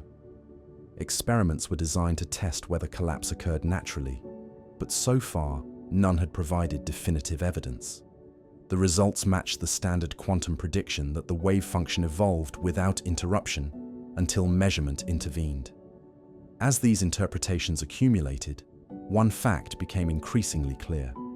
Although each interpretation offered a different picture of reality, none altered the measurable predictions of quantum mechanics. The wave function described probabilities in every interpretation. It produced interference in every interpretation. It predicted the outcomes of experiments with unmatched accuracy, no matter how physicists chose to imagine the underlying mechanism. Superposition was not an interpretation. It was a measurable feature of the universe. The interpretations tried to explain why superposition occurred, but the experiments revealed only how superposition behaved. This created a remarkable situation. Quantum mechanics stood as one of the most precisely verified theories in all of science, yet it allowed several logically consistent yet mutually incompatible ways of understanding what the wave function represented. The evidence favored no single philosophical picture. It favored only the mathematical structure itself. The universe provided outcomes, not explanations. The wave function guided those outcomes with precise probabilities, and the collapse or branching or guiding wave existed only as ways of describing the same observable facts. With this recognition, physicists began focusing more on the experimentally verified behavior of superposition and less on the metaphysical differences among interpretations. The interpretations remained valuable for guiding intuition, but they did not alter the predictions or the results. What mattered most was the structure of the wave function and the rules that governed its evolution. These rules were the same in every interpretation, and they had been confirmed by countless experiments. As researchers turned their attention toward technological applications, superposition moved from a philosophical curiosity to a practical tool. The next chapter would explore how this once puzzling property became the foundation for modern technologies that reshaped the scientific and technological landscape. As quantum mechanics matured, the interpretations continued to evolve, shaped not by new measurements, but by deeper reflections on what the existing measurements implied. Physicists recognized that each interpretation attempted to answer questions that the experiments themselves could not. The experiments described how the wave function changed, how probabilities were assigned, and how interference patterns emerged. They showed that coherence vanished when information became available, and that collapse or its mathematical equivalent occurred when a measurement forced a single outcome. But they did not reveal whether the wave function represented a real physical field, a tool for calculating probabilities, or a guide for hidden variables. The wave function behaved like something real because its mathematics produced results that agreed perfectly with nature. Yet its meaning remained elusive, suspended between physical and informational interpretations. This ambiguity encouraged scientists to examine exactly what the evidence supported and what it did not. The most reliable fact was that the wave function evolved smoothly according to Schrödinger's equation when no measurement occurred. This evolution had been confirmed with extraordinary precision. Whether in atoms, molecules, superconducting circuits, or cold gases, the wave function predicted how systems would behave as long as they remained isolated. Every interference pattern, every tunneling event, and every oscillation of internal states aligned with this evolution. The coherence of the wave function was not metaphorical. It was physically measurable in the form of predictable interference. No interpretation disagreed on this point. The next solid fact was that measurement changed the state of the system in a way that could not be described by ordinary time evolution. Before a measurement, the wave function represented a mixture of possible outcomes. After a measurement, the wave function represented only one. This collapse could not be observed directly, but its consequences were immediate and unmistakable. When a detector recorded the position of a particle, the spread of possibilities disappeared. When a polarizer measured the orientation of a photon, the previous superposition collapsed into a definite state. Interpretations differed on whether this collapse reflected a physical process or a change in knowledge. But the measurable outcome was the same in every experiment. The device registered a single result, and the wave function used for further predictions changed accordingly. Another crucial fact came from the study of entanglement, which revealed that the wave function describing two particles could not always be divided into independent parts. The probabilities for one particle could depend on the measurement performed on the other, even if the two particles were separated by large distances. These correlations, predicted by the mathematics of the wave function, were later confirmed through experiments that violated Bell's inequalities. These experiments showed that no model relying solely on local hidden variables could reproduce the observed correlations. The evidence did not tell physicists which interpretation was correct, but it ruled out entire classes of explanations based on local values that existed before measurement. The wave function carried information about the relationships between particles that could not be explained by classical models. Yet the experiments also confirmed that these correlations did not allow information to travel faster than light. When two entangled particles were measured, the results matched the predictions of the wave function, but the measurements could not be used to send messages instantaneously. This preserved the structure of relativity and demonstrated that the non-local behavior of the wave function, although surprising, did not violate any experimentally tested principle of causality. Every interpretation agreed on this point. The wave function's non-local correlations existed, but they did not transmit signals. Scientists also examined whether any interpretation made predictions different from the standard quantum formalism. Many worlds, Copenhagen and the pilot wave description produced the same predictions for every experiment performed so far. Only objective collapse theories suggested the possibility of slightly different outcomes, but the deviations were small and difficult to detect. Experiments aimed at observing spontaneous collapse, such as studies of large molecules or measurements of noise in mechanical resonators, had not yet found any evidence of such behavior. The results matched the predictions of standard quantum mechanics. Until an experiment measured a deviation, no interpretation could claim experimental support over another. This situation highlighted a remarkable fact. Quantum mechanics was complete in its predictions, yet open in its interpretation. It described how systems evolved, how probabilities emerged, and how measurement produced outcomes. But it did not answer why measurement produced a single result, or what the wave function represented physically. These questions lived outside the reach of current experiments. They remained philosophical in the strict sense of the word, questions about meaning rather than prediction. As physicists accepted this separation, a new perspective began to take shape. Instead of seeking a single correct interpretation, many researchers focused on understanding why the wave function worked so well and how its structure connected to deeper principles of nature. They studied symmetries, conservation laws, and the mathematical beauty of the theory, discovering connections between quantum mechanics and fields, particles, and space-time. They used the wave function as a guide to explore new systems, not as a map to a single ontological truth. The interpretations became tools for thinking, not demands on reality. This shift toward a pragmatic understanding did not diminish the mystery of superposition.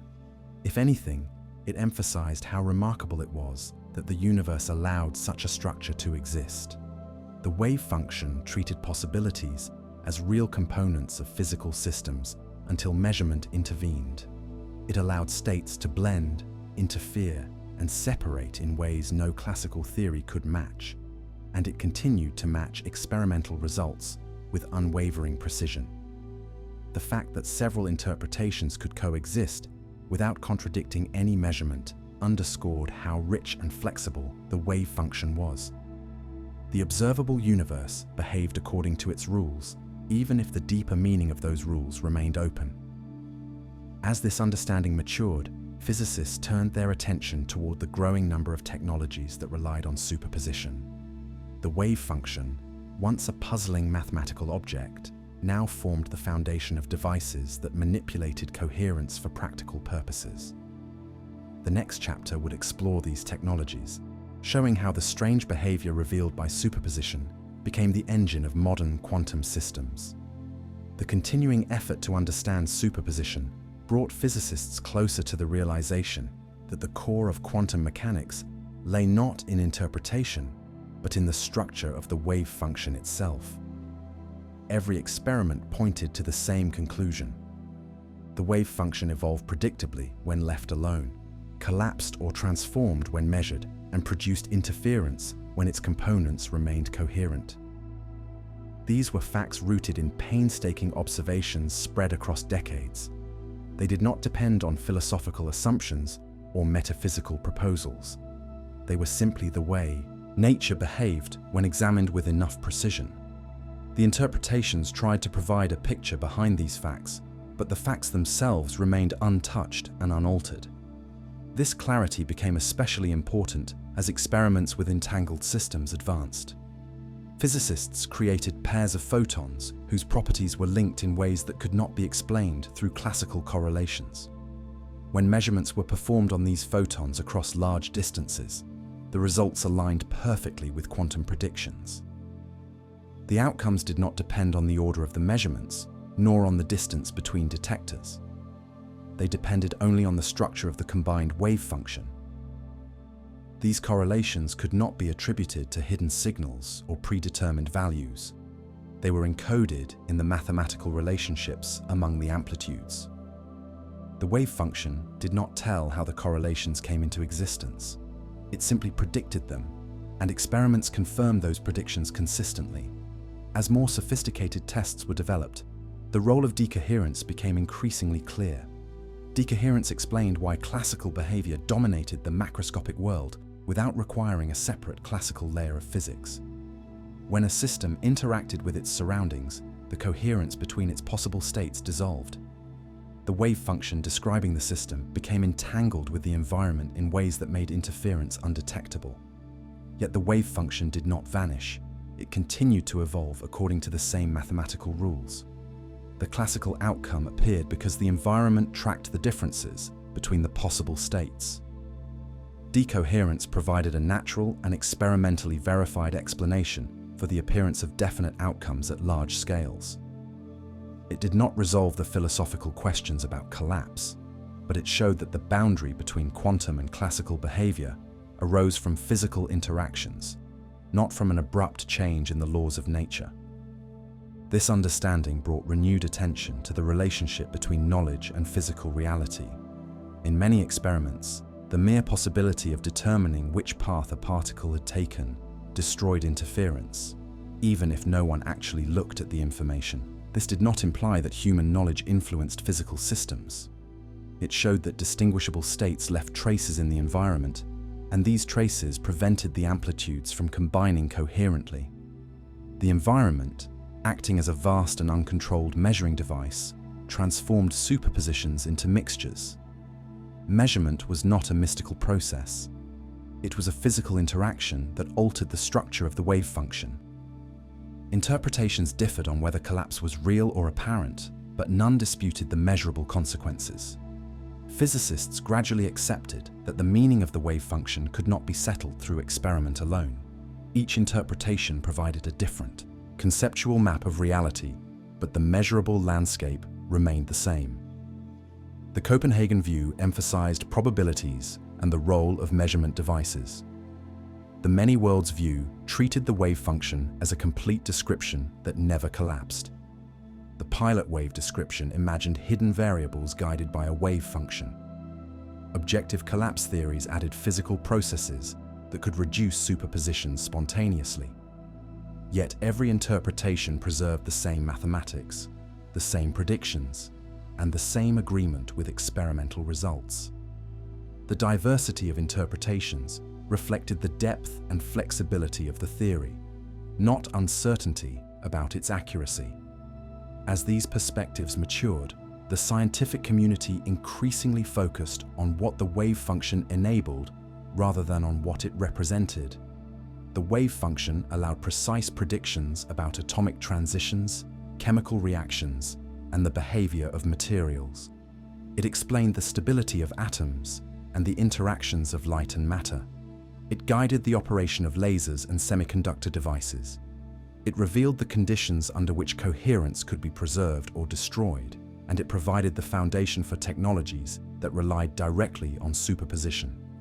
These technologies required no agreement on interpretation.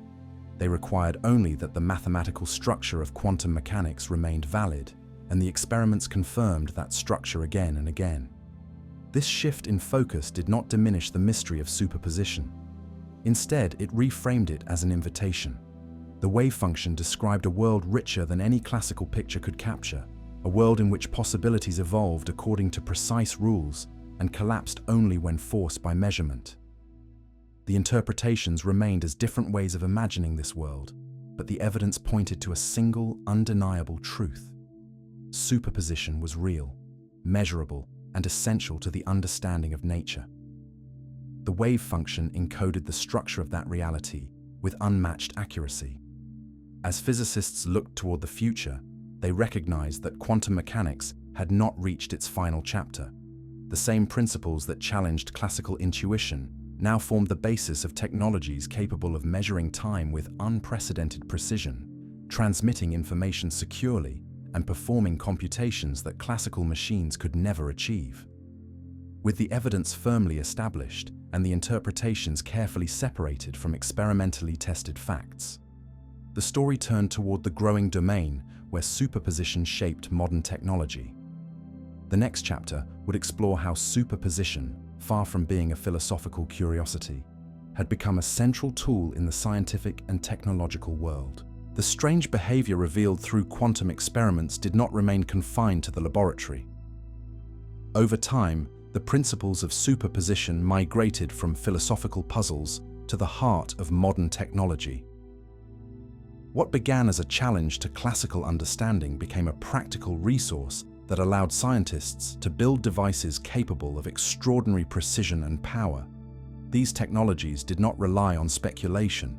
They relied on carefully measured and experimentally verified properties of the wave function. In each case, the device worked because superposition was real. The world behaved according to probability amplitudes, and engineers learned how to manipulate those amplitudes to perform tasks impossible for classical systems. The first major leap came from atomic clocks, which used superpositions of internal energy states to measure time with extraordinary accuracy.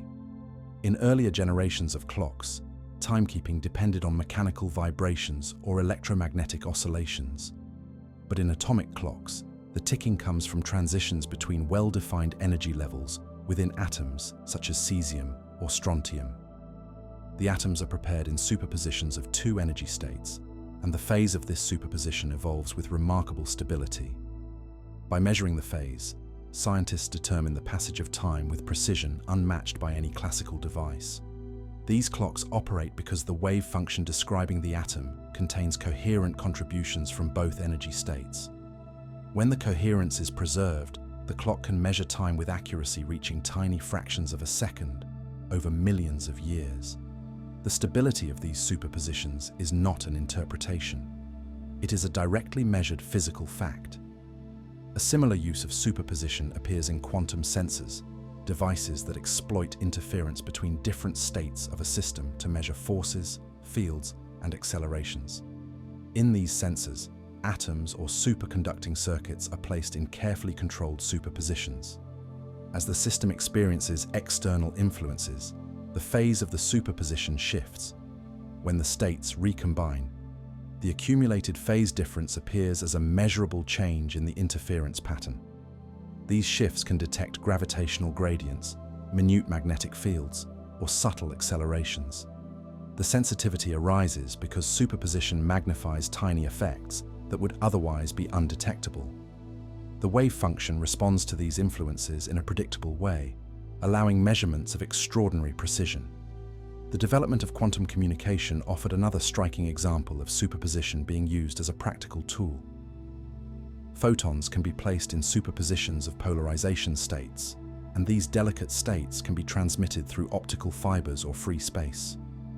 When these superpositions are measured at the receiving end, the outcomes reveal whether the communication link has been disturbed. Any attempt to intercept or copy the states introduces measurable changes, providing a built-in form of security.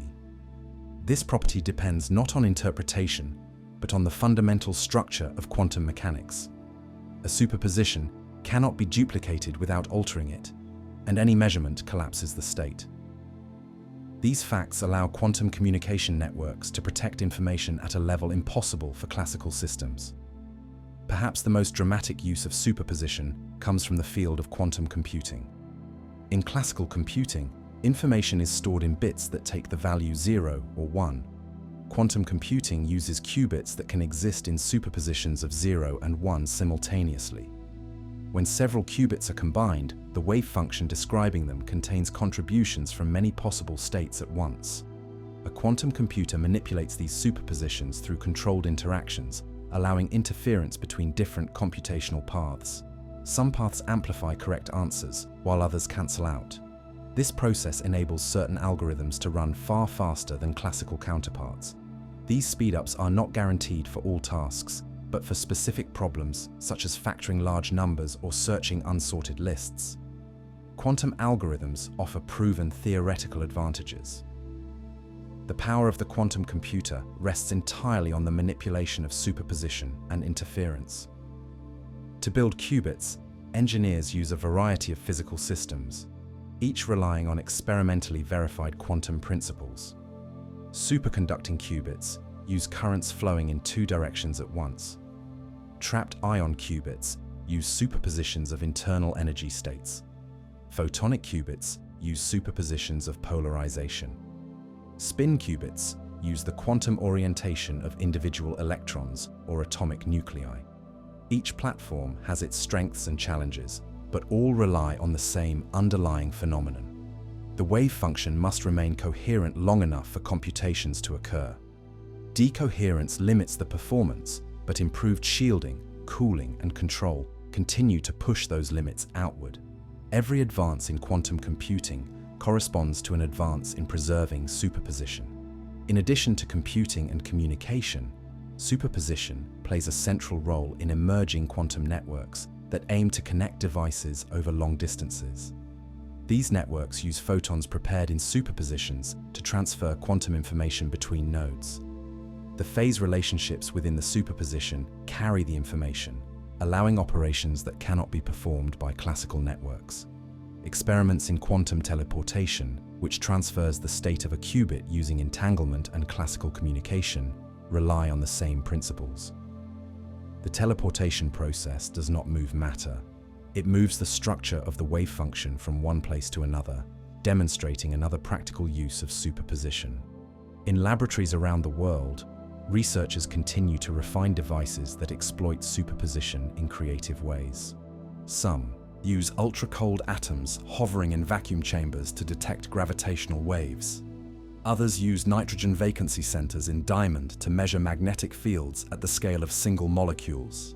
Still others use superconducting circuits to test the boundaries of coherence in increasingly complex arrangements. These technologies rely not on interpretation, but on evidence.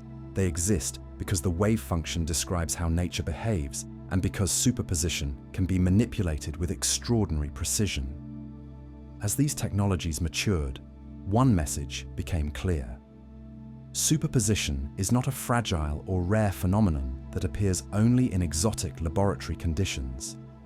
It is a universal property of quantum systems that can be preserved and controlled with the right techniques. It shapes the operation of modern devices, from atomic clocks to quantum computers. It guides the behavior of particles, atoms, molecules, and engineered systems. And it provides tools that allow humanity to probe the universe with precision that classical physics could never achieve. With this understanding, the story of superposition now moves toward an even more profound domain, where coherent states extend not only across individual systems, but across multiple particles linked by correlations deeper than any classical picture can provide. As quantum technologies grew more sophisticated, scientists discovered that the practical use of superposition required not only delicate control, but also a deep understanding of how coherence behaved under real conditions. In simple experiments, superposition involved only a few states of a single particle. But in advanced devices, superposition spanned many energy levels, spins, or modes of a system, each contributing to the overall wave function. The ability to maintain coherence across these components depended on shielding the system from disturbances.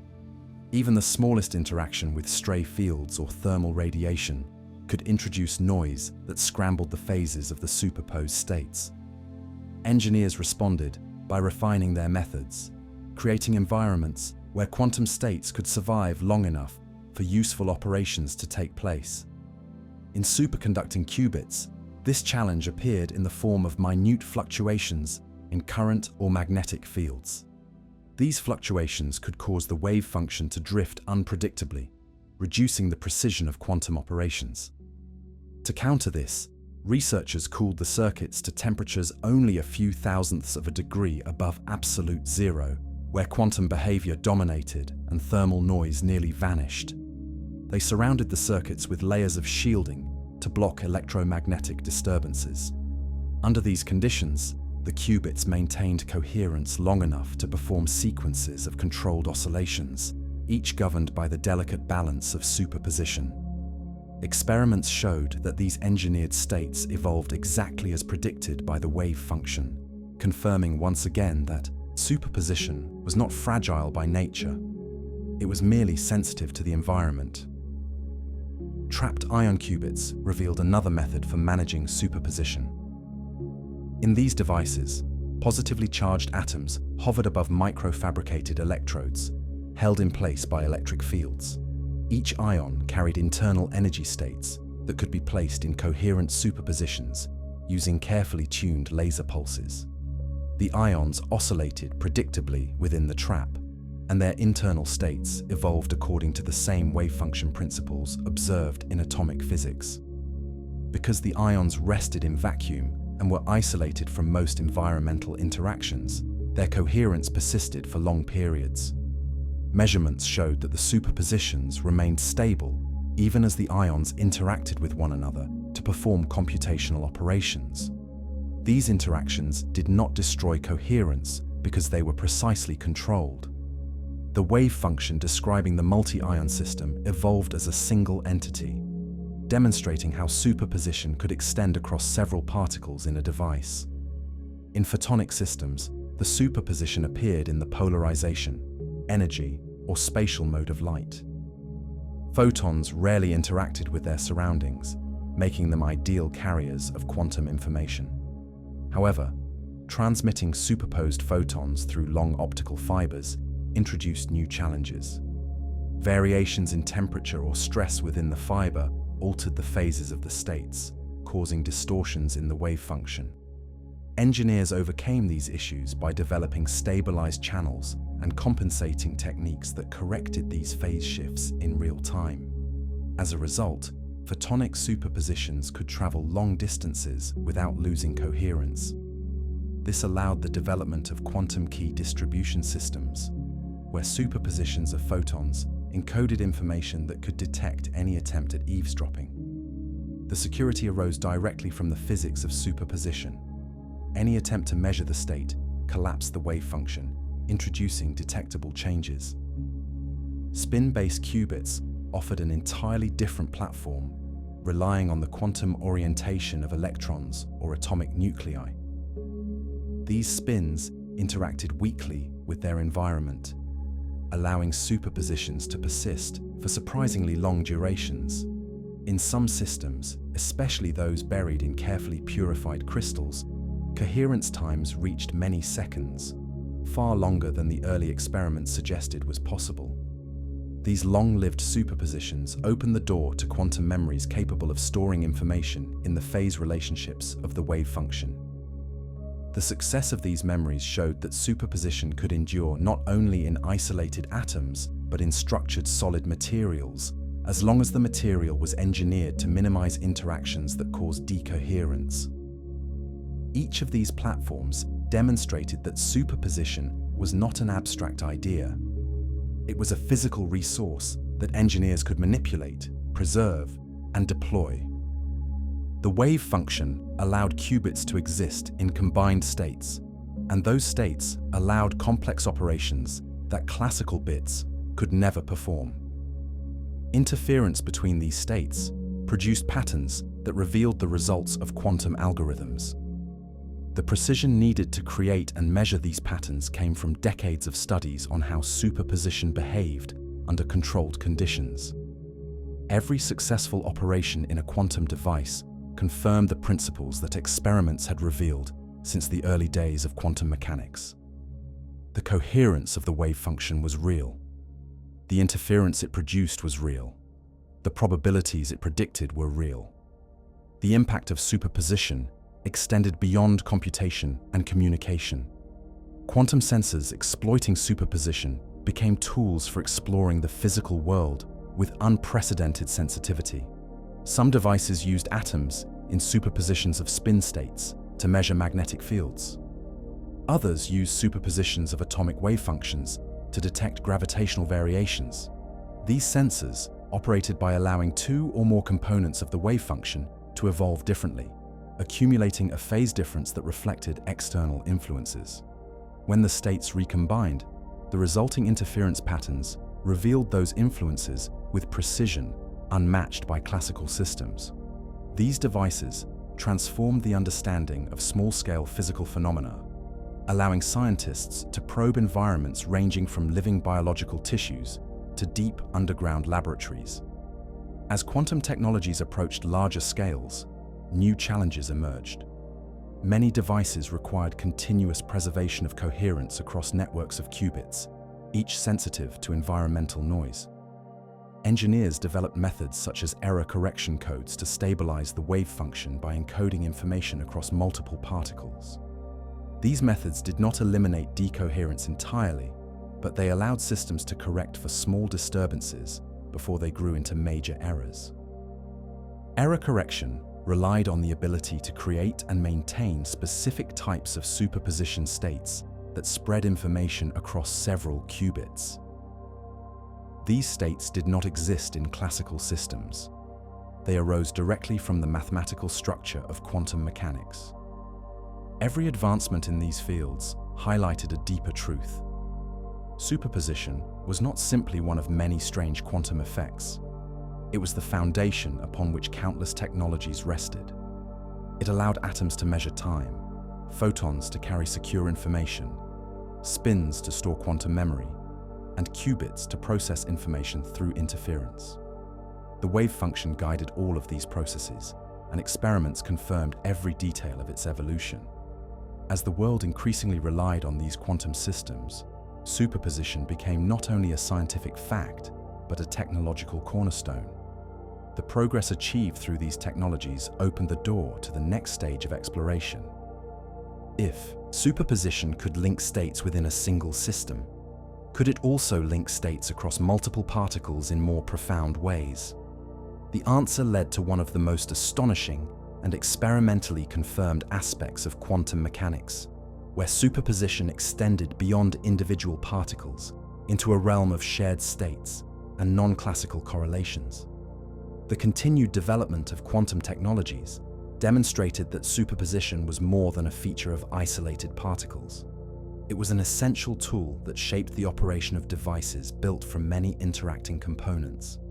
As experiments grew larger and more complex, physicists learned not only how to protect superposition, but also how to exploit it in new ways.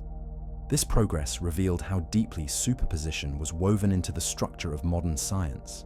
It showed that the behavior once thought to belong only to electrons or photons now extended to engineered machines whose operations could be watched, tuned, and optimized. By exploring how superposition functioned in these devices, researchers uncovered a clearer understanding of the boundaries and possibilities of the wave function. One of the most important insights came from observing how coherence decayed over time. In any real system, tiny fluctuations in the environment gradually disrupted the relative phase between components of a superposition. This process occurred even in the most carefully controlled settings. But scientists did not simply measure this decay. They studied it in detail, identifying how each type of disturbance affected the wave function. Thermal noise introduced random phases that scrambled interference. Electromagnetic fluctuations shifted the energy levels of qubits. Vibrations in supporting materials altered the path lengths in interferometers. By understanding each source of decoherence, engineers learned how to isolate systems with increasing precision. They cooled materials, purified crystals, redesigned circuits, and adjusted laser pulses until coherence lasted long enough for meaningful operations to take place. These improvements allowed quantum devices to perform sequences of operations that once seemed impossible. In superconducting qubits, carefully shaped microwave pulses rotated the state of the qubit through specific angles, guiding the superposition along predetermined paths through its state space. When several qubits interacted, the combined wave function evolved into complex, entangled structures that remained coherent long enough to be measured reliably. In trapped ion systems, sequences of laser pulses split and recombined superpositions of internal states, building interference patterns that encoded the results of quantum computations. These patterns required coherence among many participating states, and the fidelity of the results demonstrated that the wave function evolved exactly as predicted. Photonic systems provided an entirely different method for exploring complex superpositions. By passing light through networks of beam splitters and phase shifters, researchers created wave functions that spread across many optical paths. Each path contributed to the final probability distribution, and the interference patterns revealed the combined effect of all those contributions. When these systems were constructed carefully, the resulting interference displayed extreme sensitivity to tiny changes in phase. This sensitivity became a powerful tool for detecting subtle physical effects, ranging from gravitational perturbations to variations in refracting materials. Each measurement confirmed the reliability of superposition as a medium for carrying and processing information. As quantum devices expanded in scale, researchers learned to view superposition not simply as a feature of microscopic systems, but as a structure that could be engineered deliberately. They developed methods to entangle clusters of qubits, creating shared superpositions that acted as unified quantum registers. These registers stored information in the relationships among the qubits, rather than in individual values. To preserve this information, the devices required coherence across several particles at once. Experiments demonstrated that such coherence could survive long enough to perform complicated operations. The resulting interference patterns showed that the combined wave function evolved in ways far richer than anything seen in classical computing. Quantum networks extended the reach of superposition even further. Photons carried superpositions between distant nodes, linking separate devices into coherent systems. When two nodes shared entangled states, the wave function describing the entire network extended across the space between them. This structure allowed the transfer of quantum information without transporting physical particles. In quantum teleportation experiments, the state of one qubit was reconstructed in another distant qubit through the combined use of entanglement and classical communication. The teleportation did not involve movement of matter. It involved movement of information encoded in the wave function. Each demonstration confirmed that superposition could link separate systems coherently, creating networks that behaved as unified quantum entities. These achievements revealed that superposition was not a limited or fragile phenomenon. It was a robust principle that emerged wherever coherence could be preserved. The wave function did not care whether it described a single particle or a complex array of devices. It followed the same equations in every case. Coherence produced interference. Measurement collapsed possibilities into outcomes. Decoherence erased the phase relationships that made superposition possible, and isolation restored the delicate structure needed to maintain these relationships. By the time these technologies reached maturity, physicists had gained confidence that superposition was not only a precise description of nature, but also a practical resource that could be shaped and controlled. Its behavior could be tuned, extended, or stabilized. Its phases could be manipulated. Its interference could encode useful information, and its ability to combine possibilities made it powerful in ways that classical systems could never match. This deep understanding prepared the way for the next part of the story. If superposition could span many states within a single device, could it also link states across multiple particles in a way that produced correlations impossible in classical physics? The answer lay in the phenomenon known as entanglement. a feature of quantum mechanics whose experimental confirmation would reshape the understanding of information, reality, and the boundaries of physical law. For a long time, superposition seemed like a story about single particles. One electron here, one photon there, each existing in several possible states until a measurement forced a choice. But the moment physicists allowed more than one particle into the picture, a far stranger possibility appeared. The wave function did not just describe each particle separately. It could bind them together into a single mathematical object, a state where the possibilities for one particle were inseparable from the possibilities for another. This was entanglement, and it changed the way reality had to be understood. The idea first emerged when scientists tried to write down the wave function for two particles at once. Instead of one variable for position, there were two. Instead of one list of possible spin values or energy levels, there were many combinations. In the simplest case, each particle might have two possible outcomes, but the wave function did not need to choose one outcome for each particle in advance. It could form a superposition in which both combinations existed at the same time. In such a state, measuring one particle did not merely reveal its own property, it changed the probabilities for the other particle instantly, even if it was far away. This was not an assumption.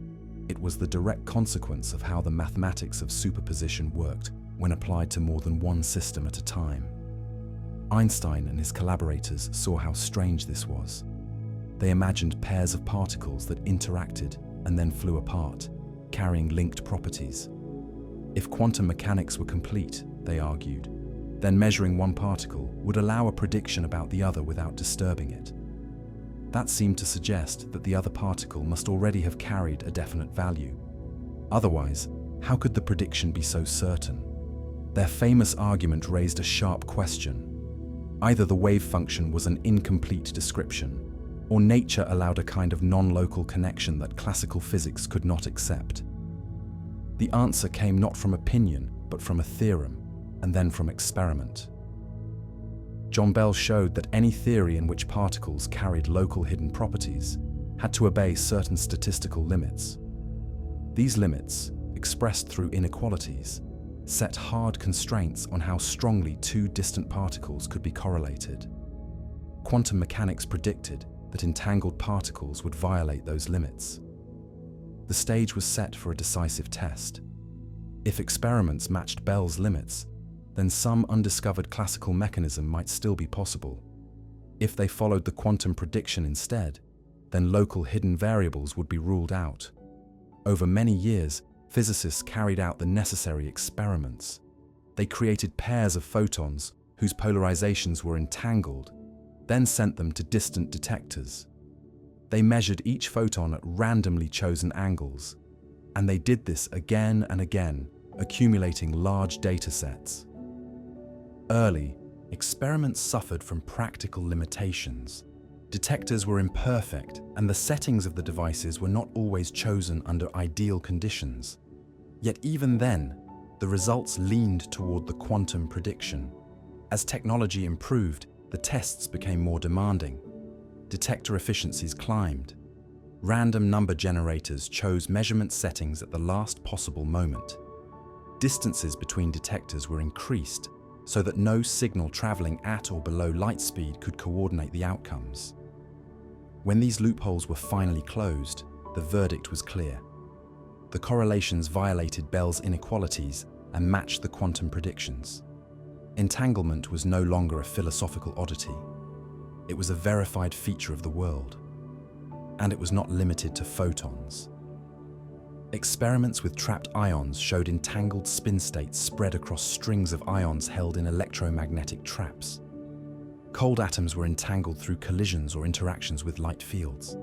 Superconducting qubits, built from engineered circuits, were entangled through carefully timed microwave pulses. Each platform told the same story. Once systems interacted in the right way, their wave functions fused into a combined structure that could not be separated into independent parts.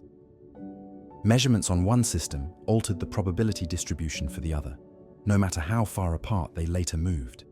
Once entanglement had been confirmed, scientists began to use it as a resource. Quantum teleportation showed how the state of one particle could be transferred to another distant particle using entanglement and classical communication. Nothing material moved faster than light. Instead, the information encoded in the wave function was reconstructed elsewhere, guided by the correlations shared by the entangled pair. Entanglement swapping extended this even further, linking particles that had never met by entangling their partners and performing joint measurements. Quantum networks used entangled photons to connect distant nodes, laying the groundwork for a future quantum internet. Entanglement also pushed measurement to new levels of precision. In quantum metrology, entangled states amplified sensitivity beyond what classical statistics would allow. Groups of atoms or photons prepared in carefully designed entangled states could measure phases, fields, or time intervals with accuracy that surpassed the usual limits. These gains did not come from clever engineering alone. They arose from the structure of the entangled wave function, which allowed many particles to act as a single, more sensitive quantum system. Through all of this, entanglement remained what it had always been at its core: superposition stretched across more than one system. The wave function did not assign separate lists of possibilities to each particle. It assigned a single list of joint possibilities, each with its own amplitude. When the particles were measured, the outcomes followed this shared structure. No signal raced between them at the moment of measurement. The correlations were written into the wave function from the start. Interpretations disagreed about what this meant. Some saw entanglement as evidence that reality itself was non-local at a deep level. Others treated it as a feature of correlations in information rather than of physical influence. Some invoked hidden variables guided by a global wave. But none of these views changed the experimental facts. Entanglement existed. Bell's inequalities were violated. No local hidden variable model survived. The universe allowed multi-particle superpositions whose consequences were as real as any other measurable phenomenon. Entanglement showed that superposition was not confined to isolated particles. It extended across separated systems, binding them into coherent structures that behaved as one. With that realization, physics moved naturally toward an even deeper question. If particles were not fundamental, if they were excitations of fields that filled all of space, then what did superposition mean at the level of the fields themselves? As experiments probed deeper into matter and higher into energy, the picture of the world as a collection of particles began to dissolve. Collisions in accelerators produced showers of new entities. Particles appeared, transformed, and disappeared in patterns that simple particle models could not fully explain.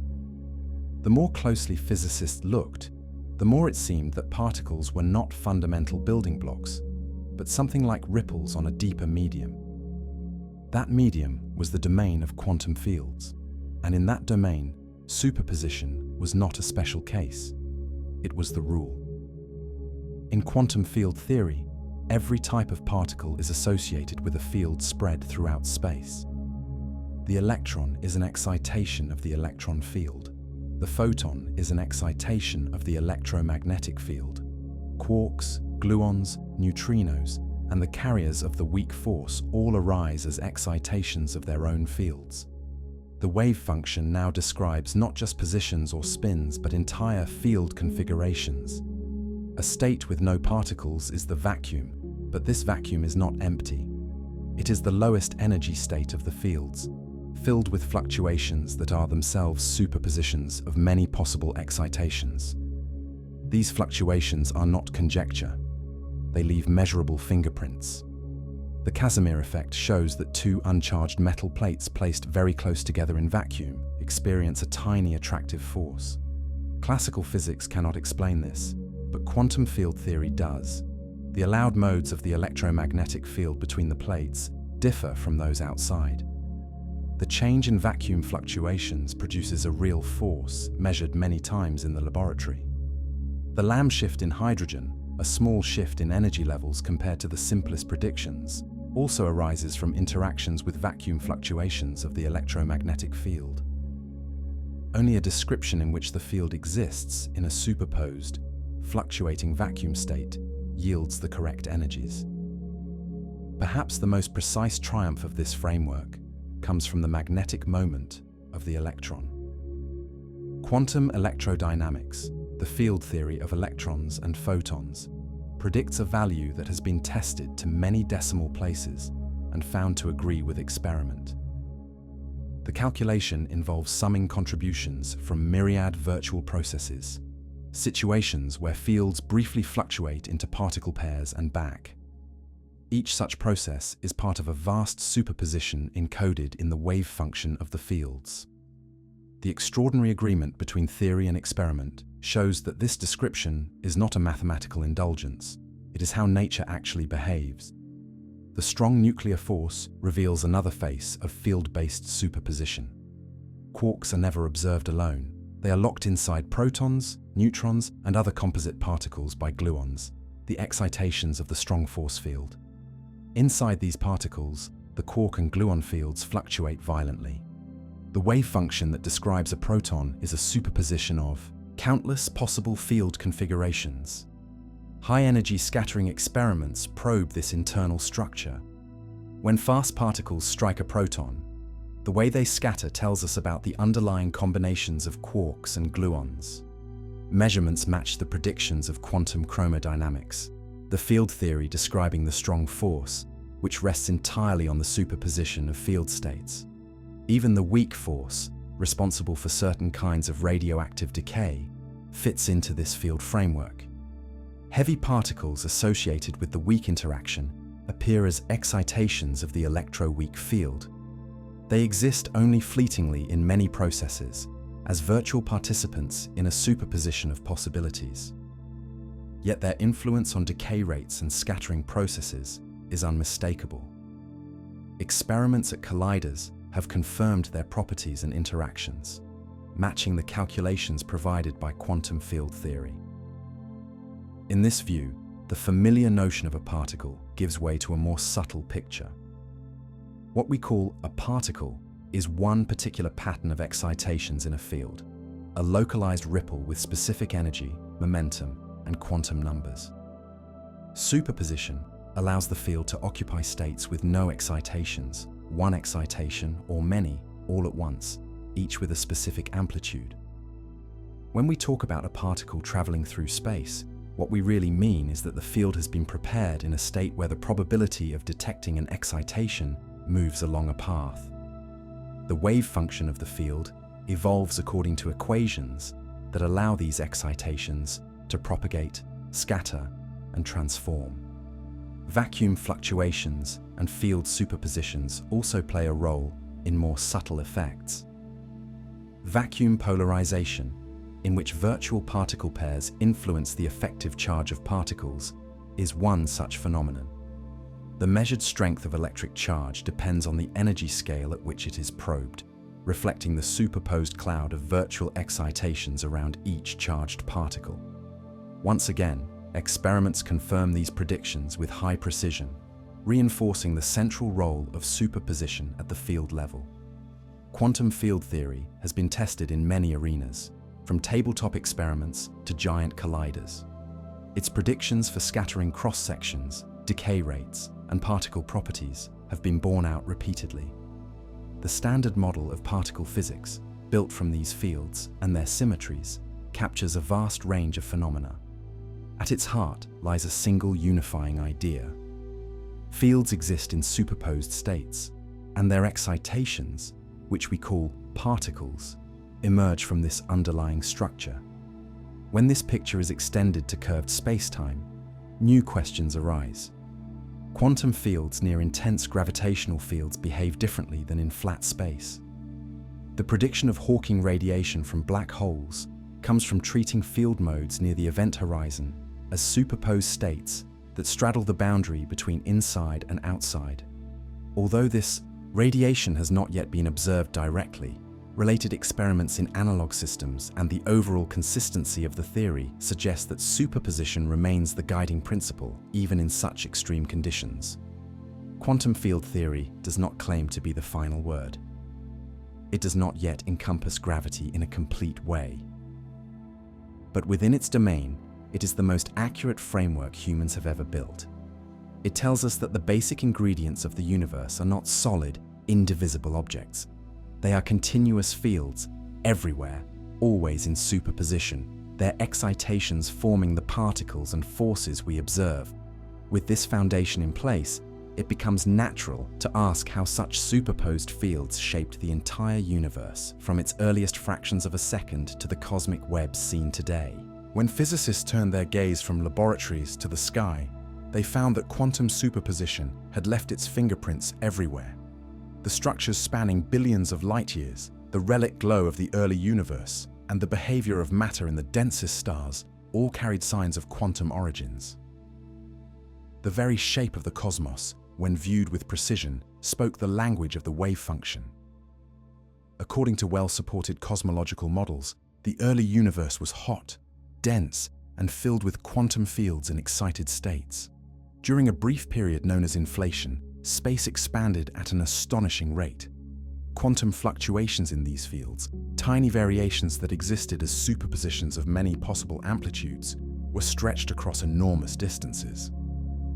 Each fluctuation represented a range of possible values encoded in the wave function. As expansion continued, those possibilities froze into slight differences in density and curvature, tiny imbalances in an otherwise remarkably uniform universe. These primordial imprints are visible today in the cosmic microwave background, the faint radiation left over from a time when the universe was only a few 100,000 years old. Sensitive instruments have mapped this radiation across the entire sky. The temperature is nearly the same everywhere, but not perfectly. There are tiny variations, at the level of only a small fraction of a degree, that form a subtle pattern of hot and cold spots. The statistics of this pattern match the predictions of quantum field theory in an inflating universe. The fluctuations are nearly, though not perfectly, the same across different scales, just as the theory says they should be if they came from quantum fields in superposition. As time passes in this expanding universe, gravity amplifies those small differences. Regions with slightly higher density pull in more matter, forming galaxies and clusters. Regions with slightly lower density become the vast cosmic voids. Large surveys of galaxies reveal a web-like pattern stretching across space, with filaments, nodes, and gaps. The statistical properties of this web align with the imprint seen in the cosmic microwave background, connecting present-day structure to quantum fluctuations in the distant past. Superposition, acting through the fields of the early universe and then shaped by gravity, helped decide where galaxies would eventually form. Quantum mechanics also plays a decisive role in the most extreme astrophysical objects. Neutron stars, formed from the collapsed cores of massive stars, pack more mass than the Sun into a sphere only a few tens of kilometers across. Inside them, matter is compressed beyond atomic structure. Nuclei merge, and electrons combine with protons to form neutrons. The pressure that keeps these stars from collapsing further arises from quantum degeneracy, a consequence of how the wave functions of fermions, such as neutrons, combine. These particles cannot all occupy the same state, so their wave functions stack in layers of increasing energy. The superposed structure of these states creates a pressure that resists gravity.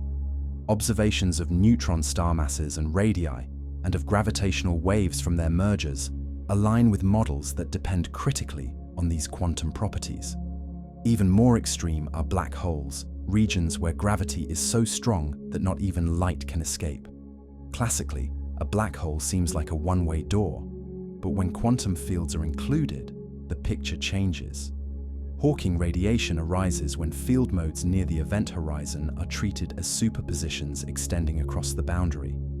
In this analysis, pairs of excitations form, with one falling inward and the other escaping as radiation. The details involve curved spacetime and the behavior of the wave function in that background, but the key point is that superposition remains central. Although direct detection of Hawking radiation has not yet been achieved, the theoretical foundation is consistent with quantum field theory and general relativity, and analog experiments in fluids and optical systems support the underlying mechanism. This leads to the black hole information problem, a question not about whether superposition exists, but about how it works when combined with gravity. If black holes evaporate, what happens to the information about the quantum states that fell in? Does it escape encoded in the radiation? Or is it lost if it is lost? That would conflict with the usual rules of quantum evolution, which preserve information in the wave function. If it is preserved, then subtle correlations must exist in the radiation. At present, there is no complete experimental answer, but the debate itself shows how seriously physicists take the principles of superposition.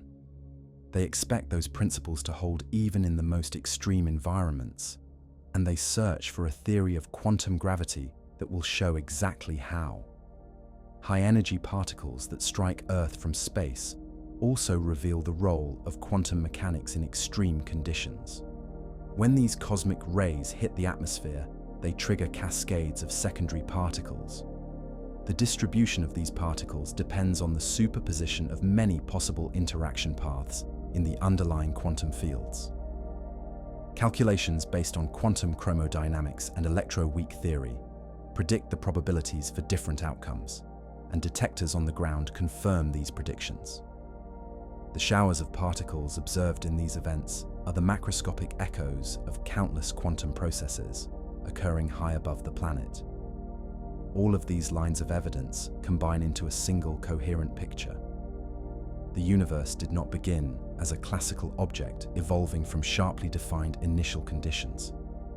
It began as a state governed by quantum superposition, where fields fluctuated in many ways at once. Inflation stretched those fluctuations into cosmic seeds. Gravity shaped them into galaxies, stars, and planets. Quantum degeneracy pressure held neutron stars up against collapse. Quantum fields near black holes predicted radiation that hinted at deeper connections between gravity and the wave function. High-energy interactions in the cosmos followed the same probabilistic rules tested in terrestrial colliders. What remains unknown is not whether superposition is real, but how far its reach extends and how it will finally merge with gravity in a unified description. The evidence shows that superposition governs the smallest particles, the largest structures, and the most extreme conditions. It does so with a consistency that leaves little room for doubt. Yet the full story of why the universe is written in this language and how that language might change in a deeper theory is still unfolding. As the long journey through quantum mechanics draws to its close, the landscape of reality looks very different from the world imagined by classical physics. The familiar ideas of fixed paths, definite states, and predetermined outcomes give way to a universe shaped by possibility. At its heart lies the wave function, a structure that carries many potential futures at once and evolves with unwavering mathematical precision. Every experiment, every measurement, and every observation has reinforced this single truth. Superposition is not a rare exception tucked into the corners of physics. It is the foundation on which the behavior of matter, light, and the cosmos itself is built. From the first evidence that classical rules failed, it became clear that nature does not commit to a single outcome until it must. Electrons in atoms occupy combinations of energy states, guided by the wave function's smooth evolution. Photons passing through narrow slits interfere with themselves, building patterns that only superposition can explain. Molecules, cooled and isolated, behave as waves extending across many paths. Superconducting circuits carry currents in more than one direction at the same time. These are not metaphors or philosophical claims. They are observations recorded by detectors, verified by repeated measurement, and supported by models that leave no room for alternative explanations, grounded in classical mechanics. When more than one particle enters the picture, the universe displays an even deeper strangeness. Entanglement reveals that the wave function of a combined system cannot be reduced to separate parts. It binds particles together through shared possibilities that persist across distance. Measurements on one particle reshape the probabilities for another, even when no classical connection exists between them. Bell's theorem and decades of careful experiments showed that such correlations cannot be explained through hidden plans or predetermined instructions. They demand the non-classical structure of the wave function. That structure is not a hypothesis. It is a measurable feature of reality. At a still deeper level, quantum field theory shows that superposition is not limited to individual particles. Every region of space contains fields capable of occupying many configurations at once. Particles are excitations of these fields, temporary and dynamic.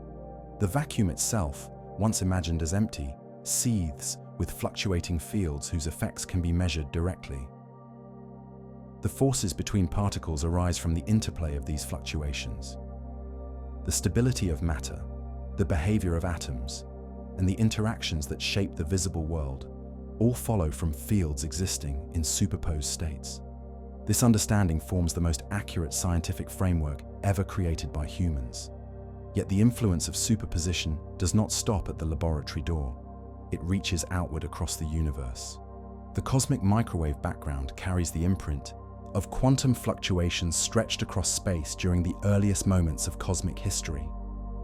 Those slight variations in density grew into the galaxies, clusters, and filaments that fill the cosmos today. Neutron stars hold themselves up through quantum degeneracy, and the mathematics of quantum fields predicts radiation from the horizons of black holes. Even the highest energy particles striking Earth behave in ways that require the superposed states of the underlying fields. The same principles that guide electrons in laboratories guide the formation of structure across billions of light years. Through all of this, one theme emerges with clarity. The wave function is the most successful tool for describing nature ever devised, but its meaning remains uncertain. Does it represent a physical wave, a structure of information, or something that lies deeper still? The experiments do not decide. They tell us only what the wave function does, not what it is. Interpretations multiply, each offering different stories about the unseen. But none offer new predictions. None change the results. Science advances not through stories, but through measurements, and every measurement confirms the central role of superposition. This uncertainty is not a limitation. It is an invitation. Physics does not end with the wave function. It continues through efforts to understand how superposition fits with gravity, how quantum behavior transitions into the classical world, and whether new principles await discovery in the unexplored regions of theory and experiment. Perhaps future detectors will glimpse signs of objective collapse, or future telescopes will reveal subtle imprints of quantum gravity on the early universe. Perhaps new forms of matter or new symmetries will reshape the understanding of fields. What is clear is that each step forward will deepen, not diminish, the role of superposition in the architecture of reality. After all the experiments, after all the theories tested and refined, one message stands out. The universe is not built from certainties. It is built from possibilities that evolve and interact, shaping everything from the motion of electrons to the formation of galaxies. Superposition is the thread connecting the smallest scales to the largest, revealing a cosmos far more subtle and beautiful than earlier generations could have imagined. The classical world emerges from quantum rules, not the reverse. And behind every stable object, every beam of light, every atom of matter, lies a vast network of overlapping probabilities woven together by the wave function. The story of superposition is not finished. It is the beginning of a deeper search, one that will continue as long as human beings ask questions about the nature of existence. The universe has shown that its foundations are quantum, that its behavior is guided by coherence and interference, and that certainty is something that appears only at the end of a long chain of interactions. What lies beyond our current understanding remains unknown, but the path forward is clear. It is illuminated by evidence, supported by experiment, and shaped by the quiet, persistent logic of superposition.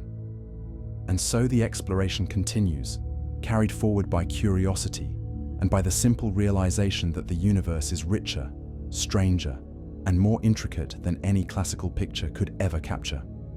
In the vast landscape of possibilities, guided by the wave function's subtle geometry, humanity stands at the edge of knowledge, ready to take the next step into the unknown.